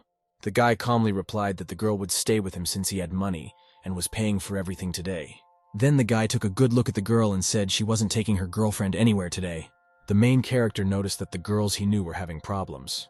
He couldn't understand how some guy dared to mess with Shu's girlfriend. The guy was engrossed in talking to the girl. He didn't even notice the huge guard coming up behind him. In a very strong and quick movement, the guard reached out and grabbed the guy with it. The guy ended up on the floor. He didn't have time to do anything. The guard twisted his arm. The guy menacingly asked the guard who he was. He also warned that he might use force. The guard pressed his finger on the guy's arm with professional force. The guy acutely felt the bone in his hand crack after a hard press. The guy yelled out that his arm hurt really bad. He was still pinned to the floor by the guard. The guard sternly warned the guy coming up behind him that he might break his legs too. The guy was still lying pinned to the floor by the guard. He couldn't move or get up. The guard told the stern girl to get Mrs. John out of here. Uncle Chen is waiting for them in the car. The girl asked her friend Shu sternly why she drank so much today. The protagonist watched the girls leave and told his friends to have fun while he went to the bathroom. There were two students sitting at a table next to each other. One of them told his friend Feng that there was a fan next to them. Guy Feng angrily looked in the direction where the protagonist was. He exhaled cigarette smoke. Student Feng looked carefully in front of him. He made sure that the main character was standing nearby. Fang threatened that he would move Fang's legs today so that the protagonist would know that only the strong have the right to appropriate women. The protagonist left the building and shouted after the girls that it was a big coincidence. The girl asked wonderingly to the protagonist what he was doing here. Fan slyly told the girls that from the looks of it, you couldn't tell they were fans of places like this. The girl said she was here to escort Shusa's girlfriend to a class reunion. She wanted to ask the guy for a favor.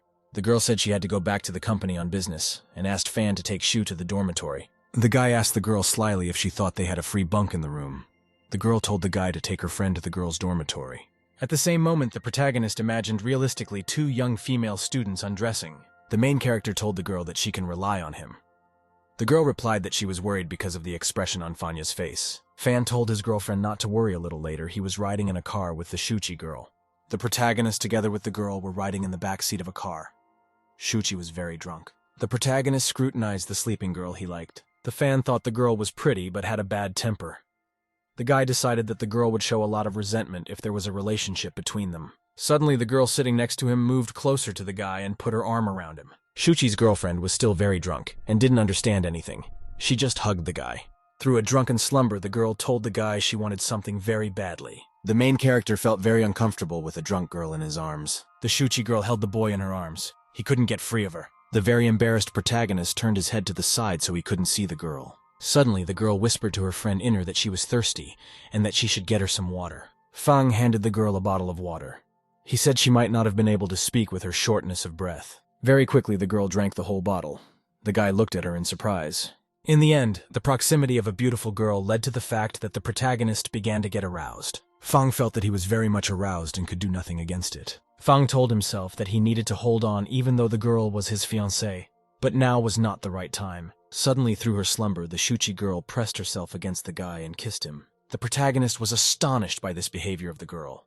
He froze in order not to give away his emotions in any way. Through her slumber, Shuchi thanked her friend Inra. She thought she was still with her. The guy thought strictly so the girl wouldn't accuse him of harassment since she was the one who got to him. At that time, Fanya's cell phone rang, and the interlocutor asked where the protagonist had disappeared for so long. The protagonist replied that he was not the kind of person who would run away in such a situation. He also asked the interlocutor to follow up with the right person. Fan told his interlocutor not to talk nonsense. He promised he'd be here soon. The guy thought to himself who could be calling him since hardly anyone in town knows him. After the car ride, the main character brought the girl to the entrance of the sorority house. The guy told the janitor that his girlfriend was a little drunk and he wanted to take her to her room. The janitor said that a man can't go into the women's dormitory, and she doesn't want to be responsible for the main character. The guy asked with interest to the woman, wondering if he looked like an exasperated jerk. The janitor said she'd seen all kinds of guys in her 10 years on the job, not one good guy among them. The protagonist responded by suggesting to the woman that she win back the Shuchi girl herself. The janitor said she'd call Shuchi's roommates and have them come down and get her. Pretty soon, her roommate came down to pick up the girl. She said they would take care of the girlfriend. The student looked closely at the protagonist and wondered what business he had with the Shuchi. Fan thought that if he told Shuchi tomorrow that she kissed him today, the girl would be off her rocker. The guy decided to go back to the Lundy Club and sort it all out. The protagonist drove the car to the entrance of the Lunde Club, and his friends were waiting for him there. Fan got out of the car and headed unsuspectingly towards the club entrance. Suddenly, someone shouted threateningly at the protagonist to stop. Fan turned around. The student said threateningly to the protagonist that they need to break his legs now. The protagonist turned to the student Feng and asked if he still wanted to break his legs. Feng threatened that Feng would fall to his knees in front of him. Feng commanded the armed students to attack the protagonist. The protagonist thought to himself that he hates stupid hooligans because there is only one way to deal with them. The protagonist accelerated. He decided to attack his opponents very quickly. Using the Taoist finger-striking technique, the protagonist incapacitated the students who attacked him. Along the protagonist's route, there were only the lying, emotionless bodies of students. The protagonist thought to himself that the students wouldn't get a second chance to get back on their feet. Guy Feng was very surprised and scared. He had no idea that the main character was a strong warrior. Feng realized he wasn't going to beat the guy. He turned around and started to run away with all his might. Fang caught up with his opponent and asked angrily where he was going to run off to. The protagonist grabbed the Feng student by the head and knocked him to the ground with all his might. The protagonist told the lying rival to stay away from the heavenly despot Fan. Feng Guy was lying on the ground. He couldn't get up or resist the protagonist in any way. After which the protagonist kicked his opponent in the groin with all his might. Student Feng cried out in pain after the strong blow. He was lying on the ground and could not get up. Feng threatened the protagonist that he was about to call his men for help. The protagonist said calmly that he would wait for Feng and his men at the Club Landai. Feng called an acquaintance named Yang Feng and said it was time to pay him back, demanding that he come to the Landai Club and deal with the protagonist there. The interlocutor confidently replied to the Feng that he would come and deal with the Feng without any problems. The main character went back to the club. The guy said he'd forgive him if he had a drink. The protagonist asked, bewildered, that he had only been offered a glass. The people around me were very surprised at how much Fan started drinking. Pretty soon there was a whole bunch of drunk beer bottles around the protagonist. The main character looked at his friends and he said cheerfully that now he was definitely forgiven. The guy Chen said, surprised that the protagonist was able to drain 10 bottles at a time. Fang thought to himself that thanks to the secret technique he was unaffected by alcohol. He could drink as much as he wanted. Suddenly, some strange guy said into the microphone for Feng Hong to come over to him. Whether the guy was surprised that someone was looking for the protagonist again, and whether the fan had managed to do something after all. Lee noticed that the guy who came in looked familiar and realized that it was Yang Feng whose father belonged to the gang. Lee then warned the protagonist to stay away from Yang Feng because he is very dangerous and violent. The protagonist calmly said in response that the Yang Feng who came was completely safe for him. The main character approached Yang and introduced himself. He said he was very surprised at his popularity. Yang Feng responded by angrily looking at the protagonist and said that there was already a dead body here. After that, Yang Feng threw the microphone aside with a quick movement and prepared to attack. Fighter Yang took out a huge knife and used it to stab the protagonist. Yang swung the big knife but couldn't hit Fang because he was dodging. In the end, the protagonist grabbed Yan's hand with his hand, and a knife immediately fell out of his hand. Yang Feng thought to himself after the failed attack that his opponent was really strong. The protagonist swung his foot at Yan's leg with a mighty kick. After the powerful blow, Yang Feng cried out loudly because of his broken leg and fell to the floor. Fighter Yang was lying on the floor and could not get up. He kept shouting that his leg was broken. The fan said instructively to the opponent that next time he should first find out who will be his opponent and then attack. A man entered the room. A beaten fan pointed the man out to the protagonist. Yang Feng continued to lie on the floor, unmoving. He could not get up because of his broken leg. Feng was very surprised to see Yang Feng's fighter lying there. He couldn't believe he could have been beaten. The man was also surprised to see Yang Feng's fighter lying there. He was surprised that someone could raise a hand on him. The man looked at the protagonist and asked him menacingly who he was to make a showdown here and if he knew what this place was. Fang calmly replied that he was at the Landai Club, which was somehow connected to the Jinjin Hotel. The man told the protagonist that no one had ever dared to behave like that on his property before. He threatened the guy with dire consequences. At which time Lee's boyfriend came over. He told the man that the main character was his friend. The man explained that he had no grudge against the protagonist, but the ferocious wolf would not so much as leave the one who broke his son's leg. The guy thought to himself that the protagonist is very brave and can pick a fight with anyone. At which time the fan angrily said that the main character should have his legs broken and tendons ripped out. Hearing those words, Feng very slowly walked over to Feng, standing on his crutch. Feng told the protagonist to try to touch him in front of the bowman. The protagonist struck Feng with all his might. He immediately fell to the ground. Lee's boyfriend was very surprised that his friend dared to hit Feng again. The man was very much surprised. He thought to himself that Fan was some kind of beast. The protagonist told his rivals that they hurt others but won't stand for being hurt. Feng was lying on the floor unconscious with his back against the wall after receiving a strong blow. The protagonist approached his opponent. Feng Boy opened his eyes. He was very frightened. The fan then said in a trembling voice that he was wrong and asked for the protagonist to let him go. The fan told the guy that his humble appearance makes him feel like a scumbag who can't be forgiven. The protagonist glared menacingly at Feng's boyfriend and told him to think carefully before messing with him next time. Then Feng said that Dunyue was his girlfriend. He threatened that if Feng did anything to her, he would tear off his arms and break his legs. Feng's boyfriend excitedly shouted after the protagonist that he wouldn't touch the girl again. Bo shouted after the head hero to stop. He demanded that the guy explain his behavior to Yang Feng. The protagonist replied that he did not hit Yang Feng. He added that the fighter was walking and twisted his leg. Suddenly, the fan said he could be a good man and heal the fighter. After that, the protagonist walked over to Yang Feng, lying on the floor with a broken leg. The fighter asked the protagonist fearfully what he was doing and asked him to stay away from him. The protagonist walked over and placed his hand on the broken leg of the fighter Yang Feng.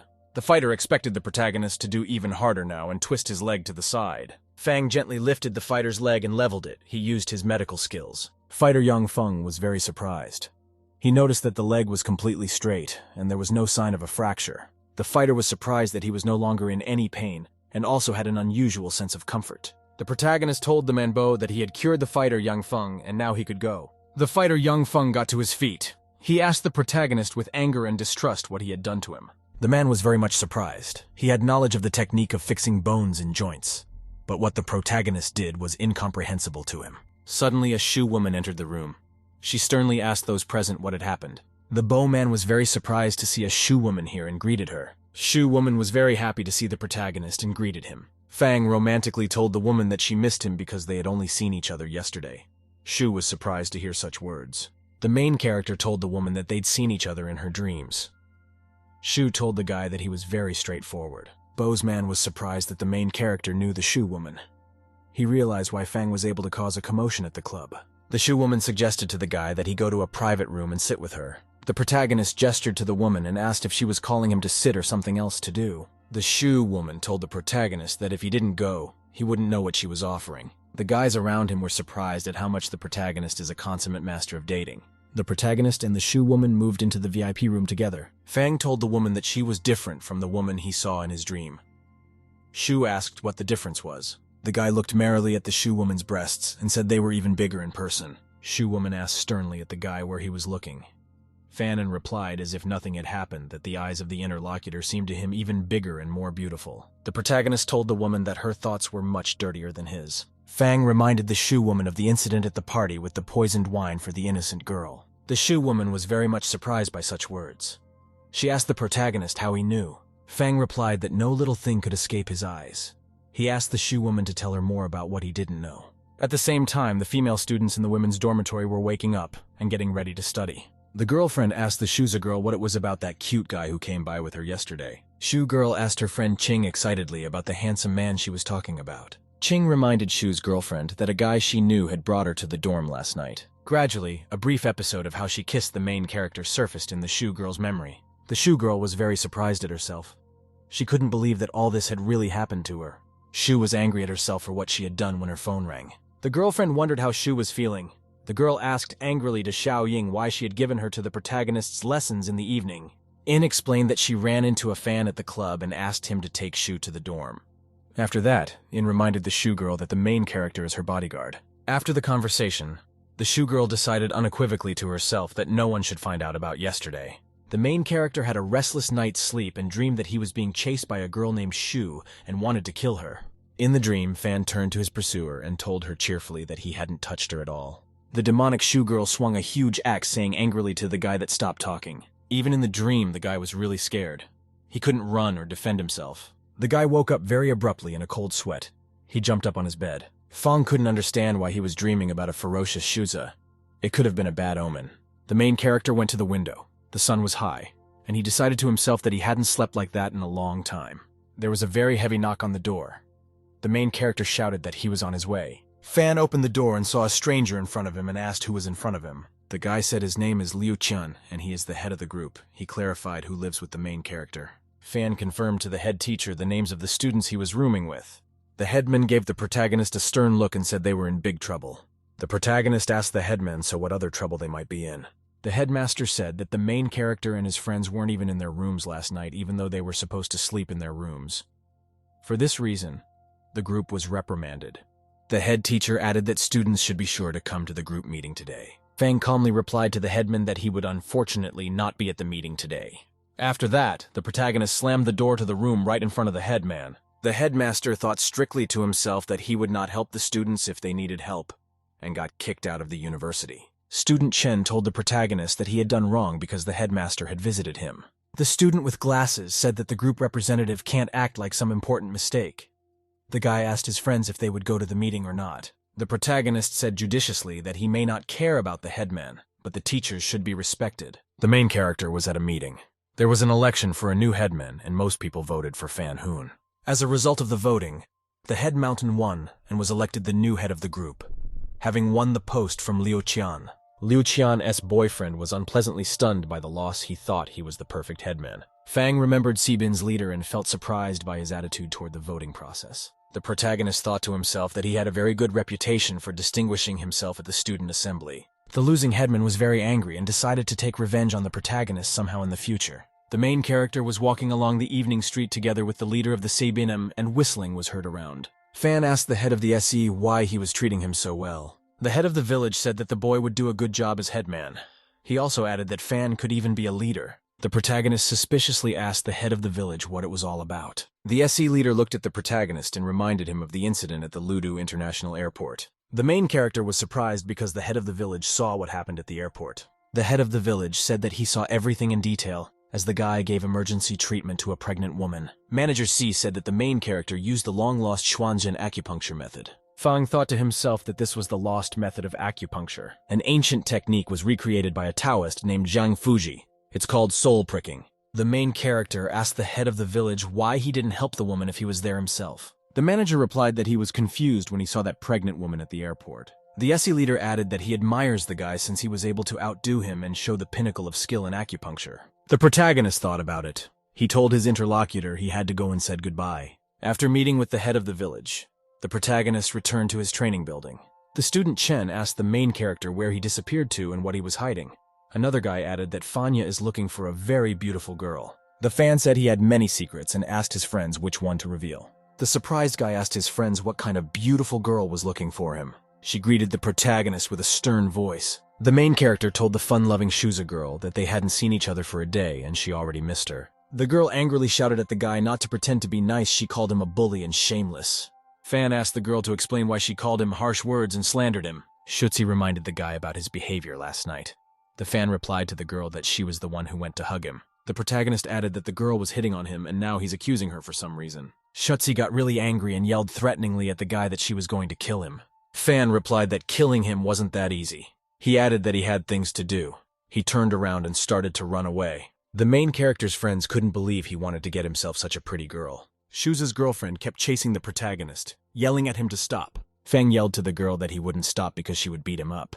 He also added that Shuki would be his future wife. The protagonist suddenly noticed that everything was happening for him like a dream. The guy heard the girl behind him scream loudly. He stopped and looked around. Shutza's girlfriend fell to the ground, screaming that her leg hurt so badly. The protagonist stopped abruptly and decided to go over and help the girl lying there. Fang looked at the sitting Shuza and decided she was trying to trick him. He thought she was a fool. The guy walked up to the girl and asked if she really thought she was going to catch up with him.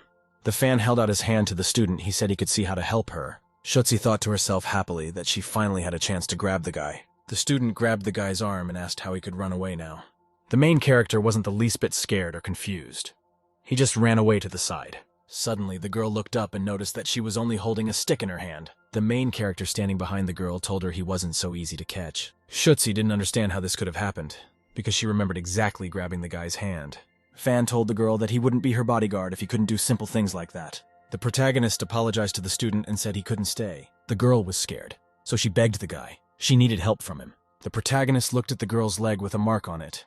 Shutzi asked excitedly to the fan what he had done to her. A grimace of pain on the student's face, the guy decided he couldn't leave her here. Fang thought excitedly to himself that the girl wasn't faking and she was really hurt. Looking closely, the guy noticed that the wound on the girl's leg looked more like a bite. Shuza's girlfriend told the apathetic guy that she didn't care and that he could leave her. The protagonist heard a very suspicious sound. It was a low hissing.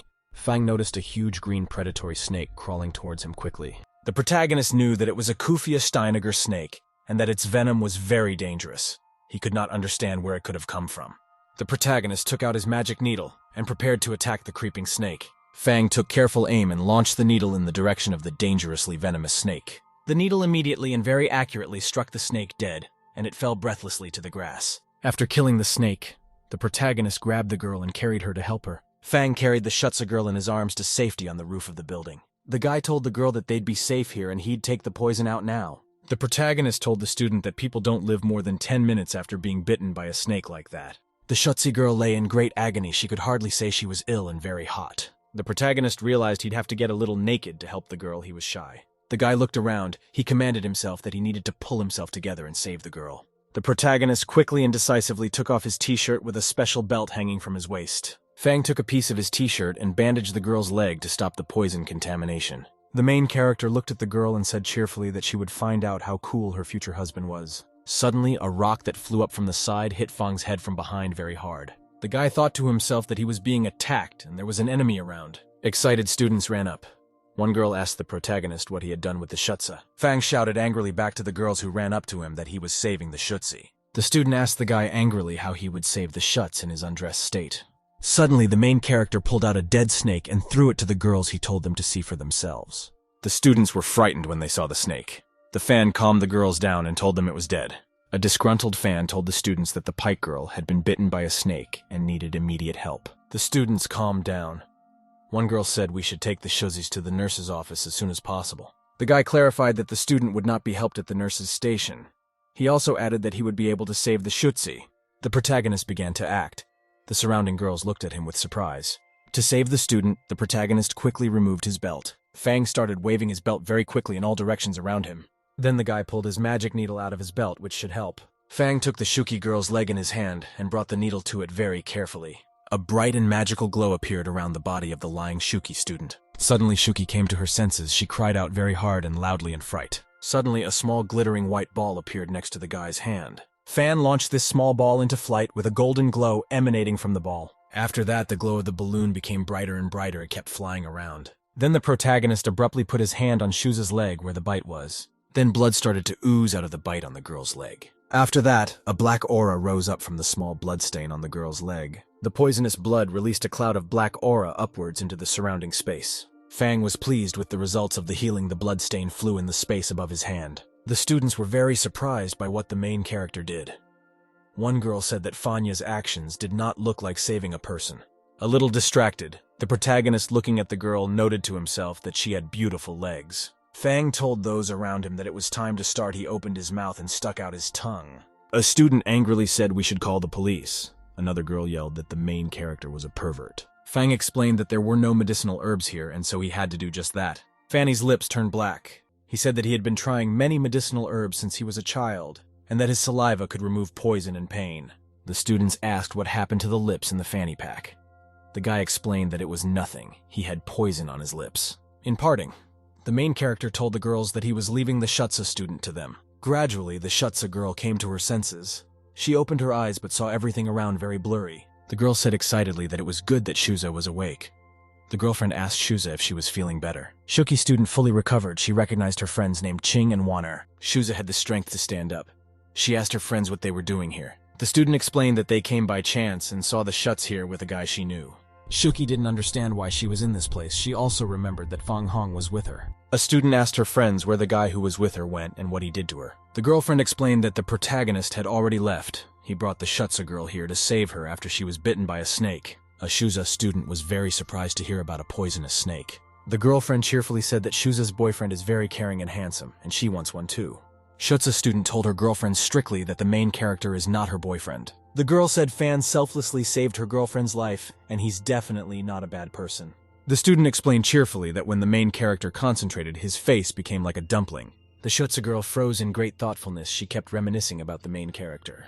In the evening, the protagonist decided to go to the forest where he had been earlier with his girlfriend. A guy found a snake lying on the ground in the woods, and he examined it very carefully. Fang took a closer look at the dead snake, and something really interested him. The protagonist found a purple rock he realized was a snake's horn. Fang knew that such a stone is called a poison sucker. It can absorb the most dangerous poisons. Such a stone is very hard to find. The main character put a rock in his mouth. He decided to see if the stone was effective. The guy felt that the stone had absorbed the poison in an instant. It was even better than his techniques. The main character decided to roast a snake for dinner on the fire. It looked appetizing. Fang looked at the finished snake and thought he hadn't eaten game in a long time. It smelled good to him. The boy wished himself a pleasant appetite and began to gorge himself on the already prepared snake. Suddenly, in the process of eating, the guy felt as if something had gotten into his mouth. Fang took out a small, suspicious-looking thing from his mouth. It definitely didn't belong to the body of a snake. The protagonist was surprised to realize he'd found a surveillance device in his dinner. The protagonist scrutinized the tracking device. He couldn't figure out how it got into the snake. Some hobo came up behind the guy and told him not to eat everything. Fan was very much surprised to see a stranger in such a place, and even late at night. The tramp was tangled up in his cloak. He told the protagonist he might die that way. Fang ate the snake and said it lacked spice. He offered the tramp a taste. A hobo told the protagonist he'd skin him alive for eating his snake. The boy once again offered the tramp a piece of snake. He added that there would be no second chance. The tramp replied that it was the lad who would not have another chance at this time. The dangerous green snakes were creeping up. The protagonist noticed he was completely surrounded on all sides by poisonous snakes. Fang said with great surprise that there were many snakes around him, and he would not eat them himself. The hobo took the whistle in his hands and told the protagonist not to show off as he would be killed by his snakes. The hobo blew his whistle loudly and shouted angrily that the protagonist was about to die. After the signal from the hobo, the snakes all rushed at the protagonist to sting him. Fang prepared to defend himself against the snake invasion. He activated his magic skills. The protagonist fought off the snakes that attacked him. They were unable to bite him. The green snakes shattered into many pieces when struck by the main character's hands. Fang asked with interest at the vagabond, wondering if he wanted to kill him with a handful of snakes. The protagonist activated a spell and all the snakes were blown to pieces. The tramp looked at the protagonist in surprise and realized that he had clearly underestimated him. There were snake parts lying around the protagonist.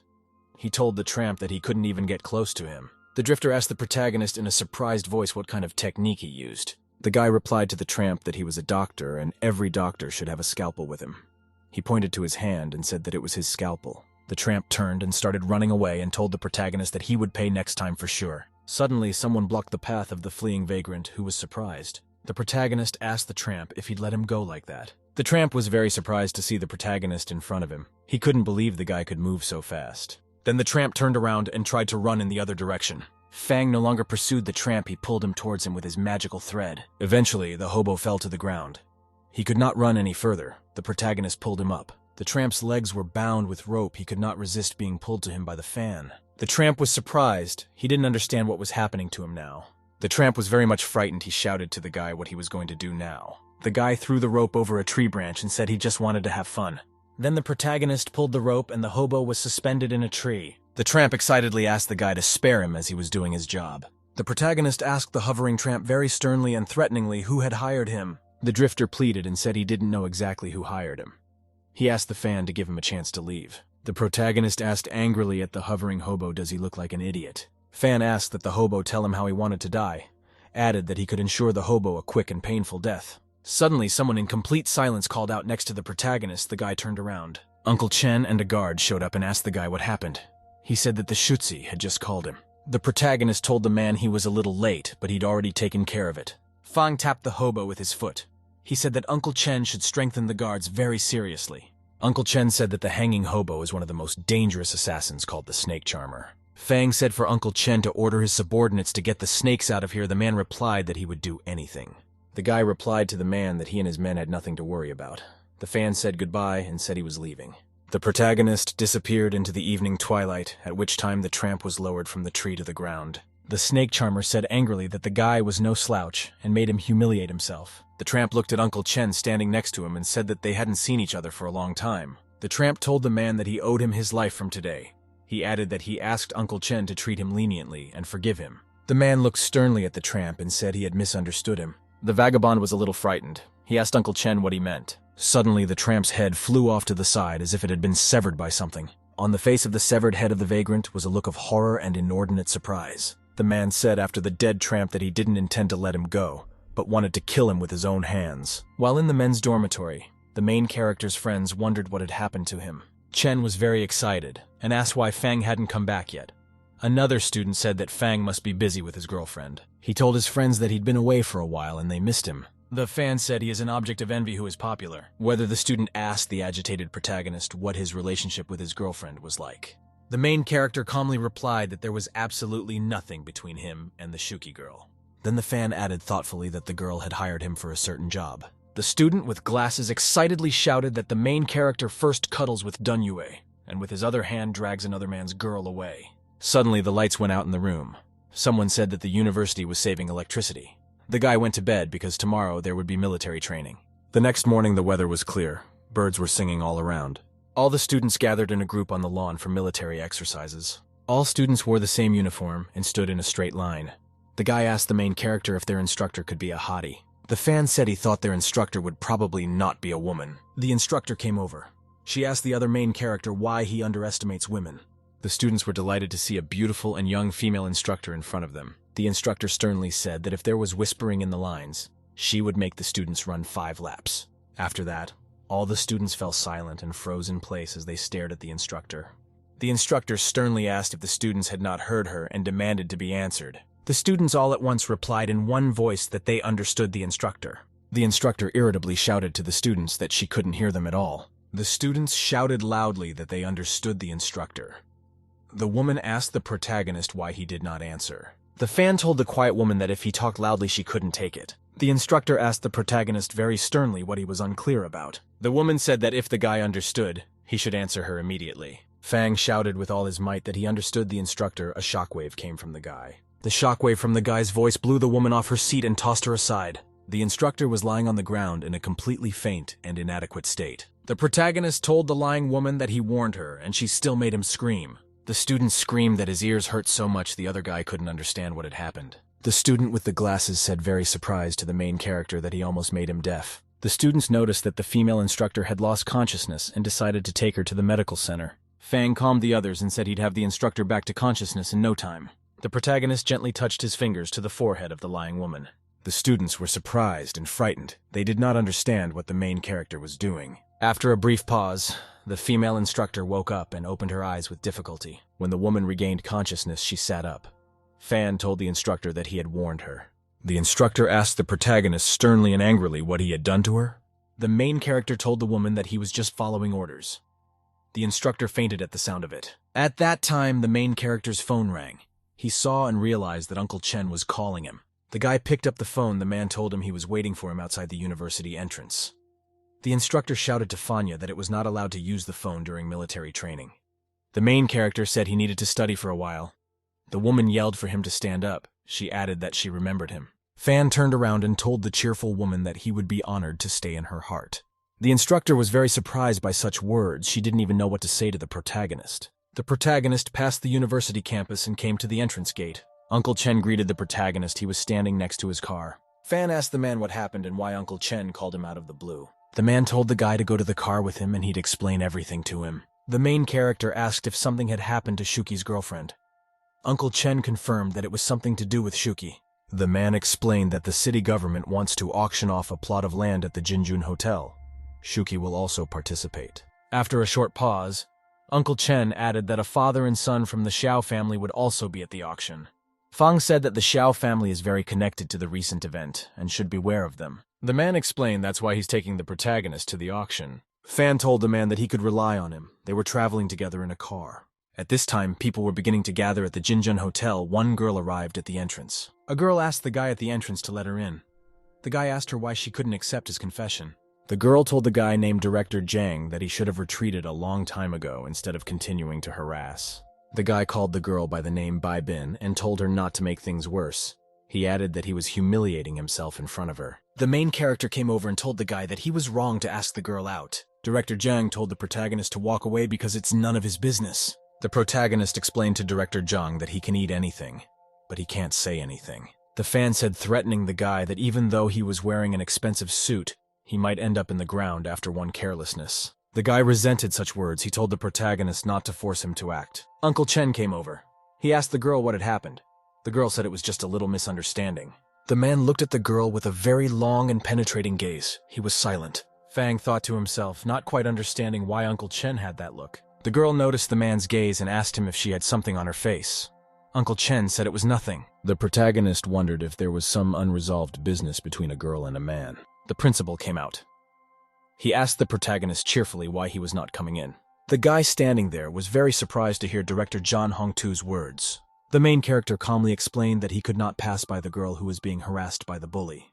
The guy was angry at being called a bully. The guy remarked, surprised to himself, that Director Zhan Juntu had just called the protagonist's brother. The principal asked the guy what just happened between him and the girl. The guy calmly explained that he wanted to invite the head of the department for coffee, but she didn't have any free time. And then the guy turned around and started walking away. He explained that he had some work-related things to discuss. The boy thought to himself that the girl Bai Bin would belong to him anyway. The director told the protagonist that he wanted to introduce him to the head of the finance department, Mrs. Bai. The girl looked at the guy and said her name. She thanked the guy for helping her. The main character said he was honored to get a beautiful girl out of trouble. The main character went inside the building, and there were a lot of different people around him. Suddenly, the protagonist stopped. He saw someone familiar in front of him. Fang noticed that the Shuki girl was standing next to him. She looked at him with a piercing gaze. The girl was also surprised to see the main character here. She didn't know he was supposed to come. Fan would have thought to himself pleased that the girl was able to get back to normal quickly. The girl continued to stare silently at the guy. Shuki still couldn't understand what the main character was doing here. Fang told the girlfriend that his treatment technique was good but imperfect, and advised her to rest more. After a short pause, the girl thanked the protagonist. Fan was surprised to hear the girl's words of gratitude. Xiao Ying girl ran over and was very surprised to see the main character here. Girl Ying said cheerfully to Guy Fang that the military uniform suits him. The protagonist replied cheerfully to the girlfriend that the most important thing is the pitch. Shuki's girlfriend told the main character and his girlfriend that she would leave and not interfere with their relationship. The girl and the protagonist were surprised at such words. They stood in silence. Then Shuki girl wondered why she felt uncomfortable when she saw Fanya and his girlfriend Ying together. The director pointed to the main character and said he wanted him to meet someone. He showed Fanya a member of the town committee named Huang Hua Huan. The protagonist became a little agitated. The mention of the town committee alarmed him. The guy Huan told the protagonist that he was a young genius. his secretary repeatedly told him to personally thank Fang. The protagonist didn't know what to thank him for because he didn't know the secretary. Huang said that the girl who poisoned herself in Jinjun Hotel was the secretary's niece, so the secretary wants to thank Fang. The episode with the poisoning of the girl came back to the protagonist's mind, and it was as if he saw her clearly again. The protagonist said calmly that when he rescued the girl, he didn't realize she was someone's niece. Juan told the protagonist he saved a man from danger and didn't even bother to thank him. Suddenly, a man came from the side. He asked what had amused Huang and Director John. The Xiao man approached. He asked the people in front of him if he could join them. The protagonist became agitated and saw the man Xiao Zhen come in front of him. Huang told Director Xiao that he witnessed the incident in the hotel and the main character's action. Xiao said that on that day, a man had saved the niece of the town committee secretary.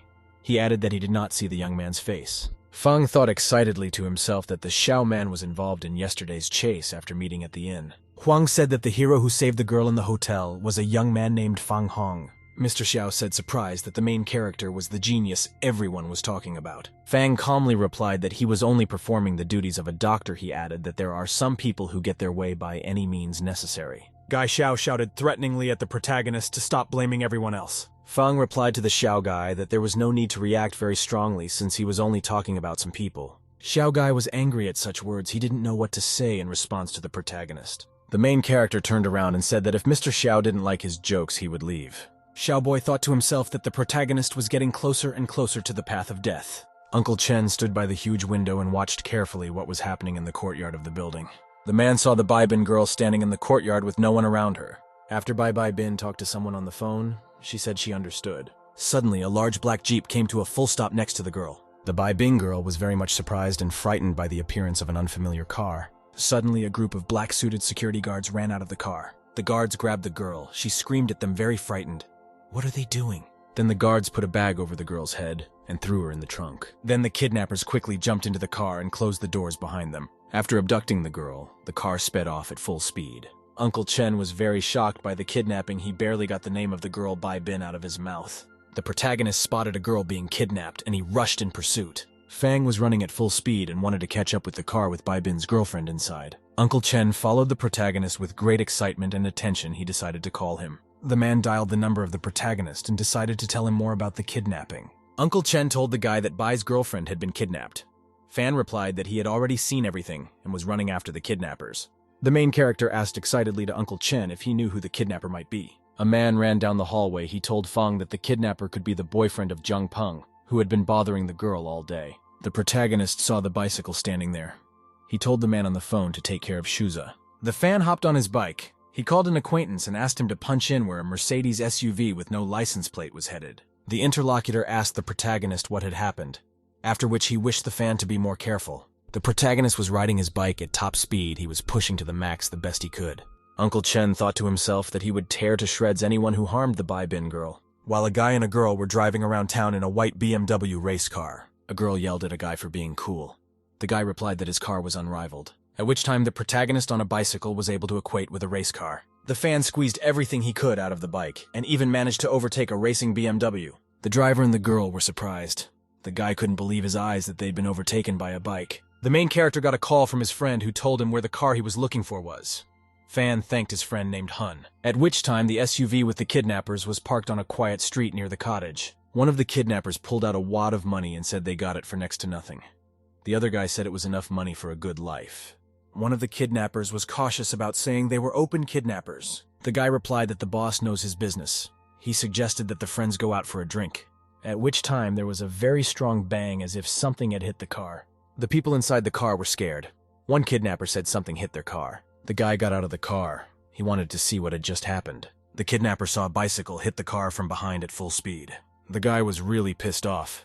He couldn't figure out which bastard did it. Another kidnapper came up and asked what was wrong. The guy said angrily that someone was trying to screw them over for damages. The main character appeared nearby.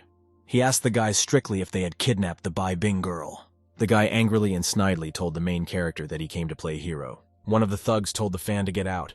He said he'd give him 10 seconds. A few seconds later, all of the kidnappers lay disarmed and pounded into the asphalt. The main character went to the car door and opened it. He said that 10 seconds was a long time. The guy was really startled after he peered through the open door. Fan saw an armed bandit inside the car. The kidnapper pointed a gun at the guy and asked him if he had had enough of life. The protagonist asked the bandit where the girl Bai-bin is now. The bandit got angry and yelled to the head hero that he didn't have time to talk to him. The protagonist looked sternly at the kidnapper and said he didn't have time either.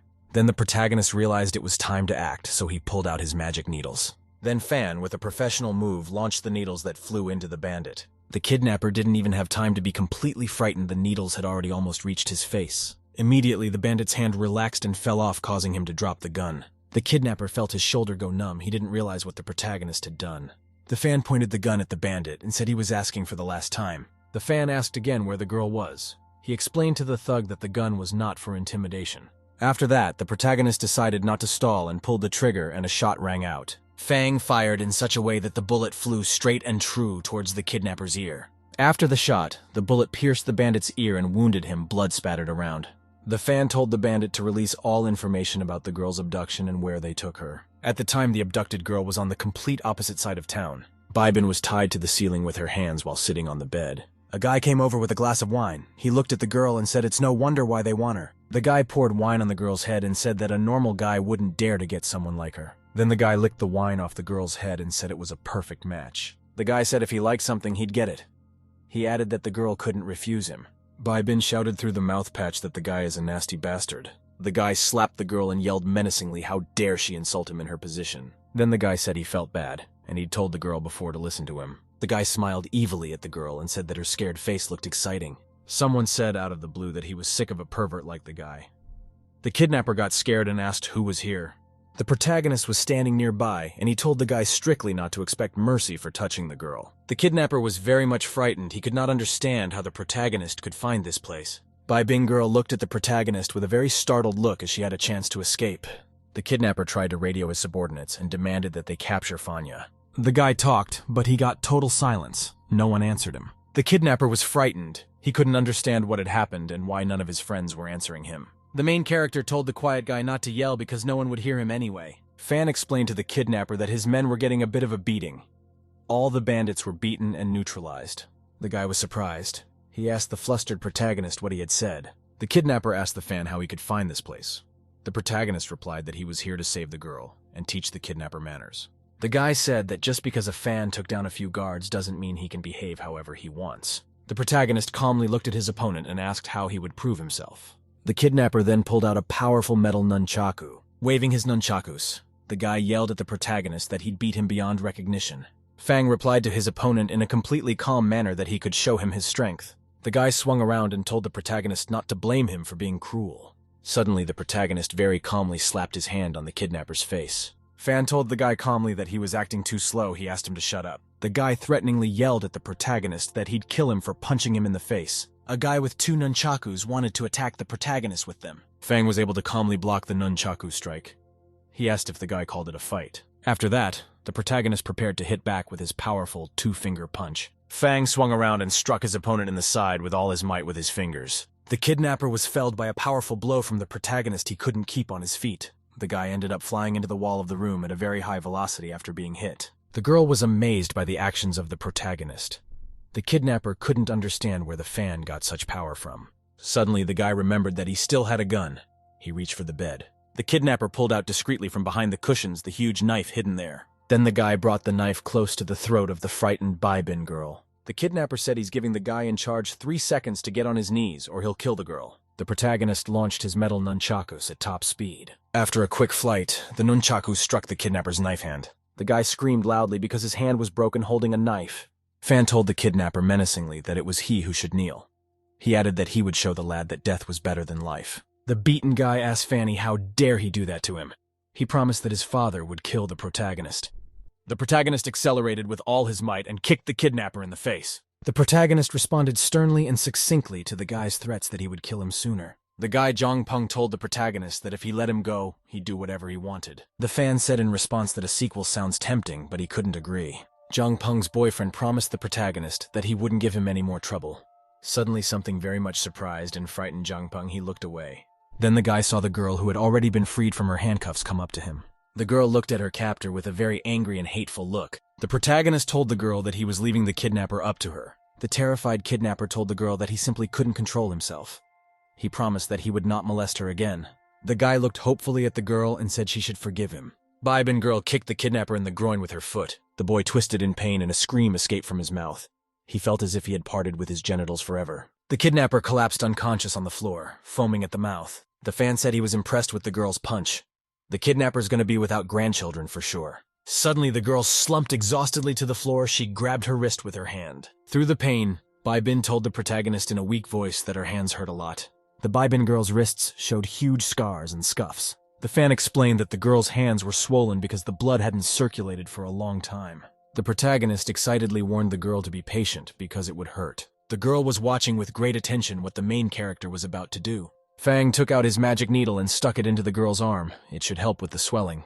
Suddenly, the Baibin girl shouted sharply and asked the guy to stop. The girl's arm was pierced by a very strong and penetrating pain along its entire length. The girl screamed as the pain spread to both of her arms. Suddenly, Baibing was overcome with a very pleasant feeling. She was completely out of pain.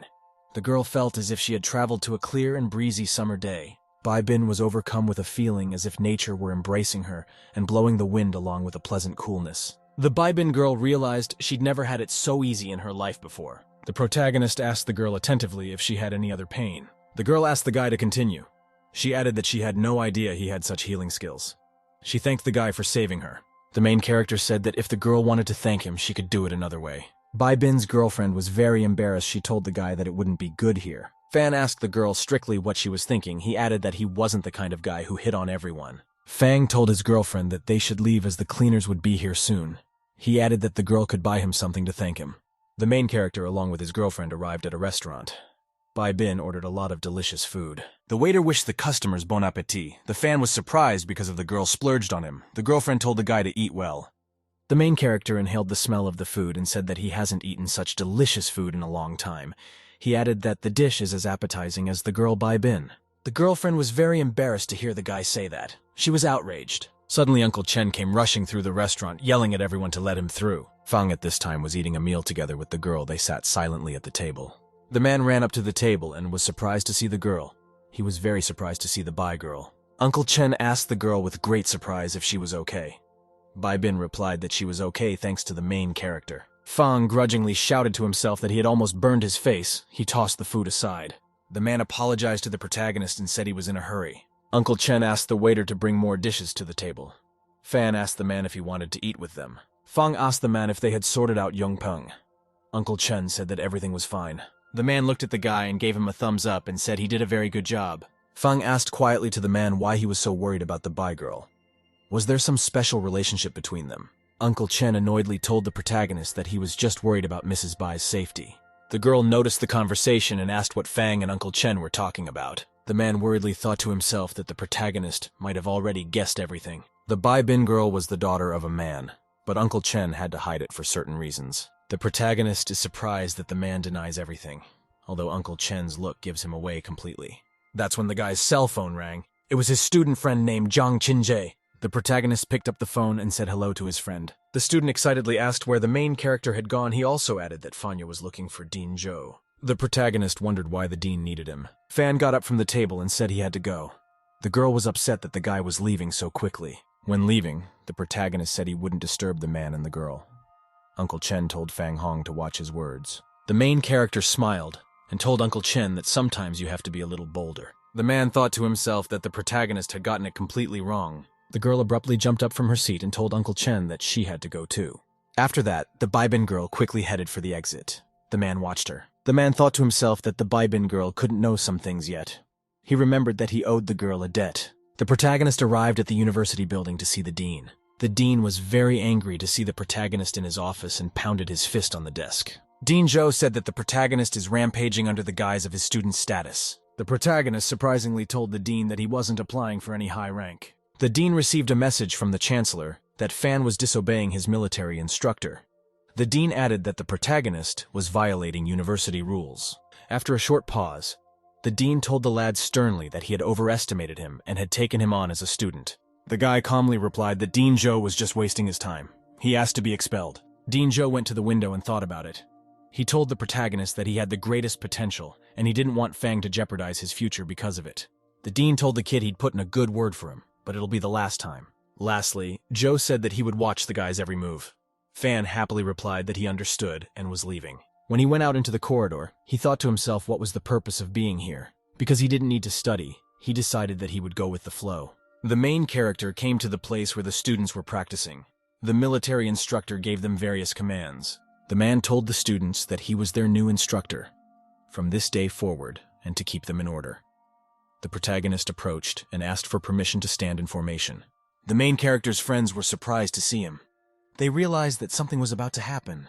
The instructor sternly asked the students what they were whispering about and told them to get out of line. The instructor said that before you say anything, you have to ask for permission. He added that violators of the rules will be penalized. The instructor thought to himself that because of the Fan Hunya, the commander of the troops reprimanded them and gave them punishment. He decided to put the protagonist in his place. The main character cheerfully told his friends that they were his real bros and got punished along with him. The instructor surprised and sternly asked the students if his words didn't mean anything to them, and told each of them to do 200 push-ups. The guys were very impressed that they'd have to do 200 push-ups. The student with the glasses said it would be better to kill him right away.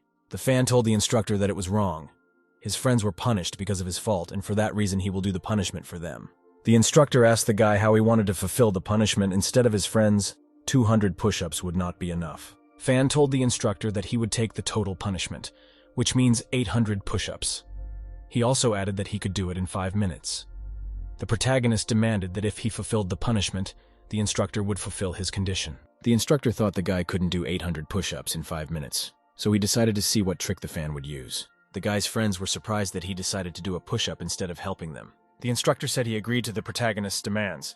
He added that he hoped the fan would not regret it. The main character said he doesn't throw empty words and he hopes the instructor doesn't regret it. The protagonist cleverly thought to himself that he would use a special technique.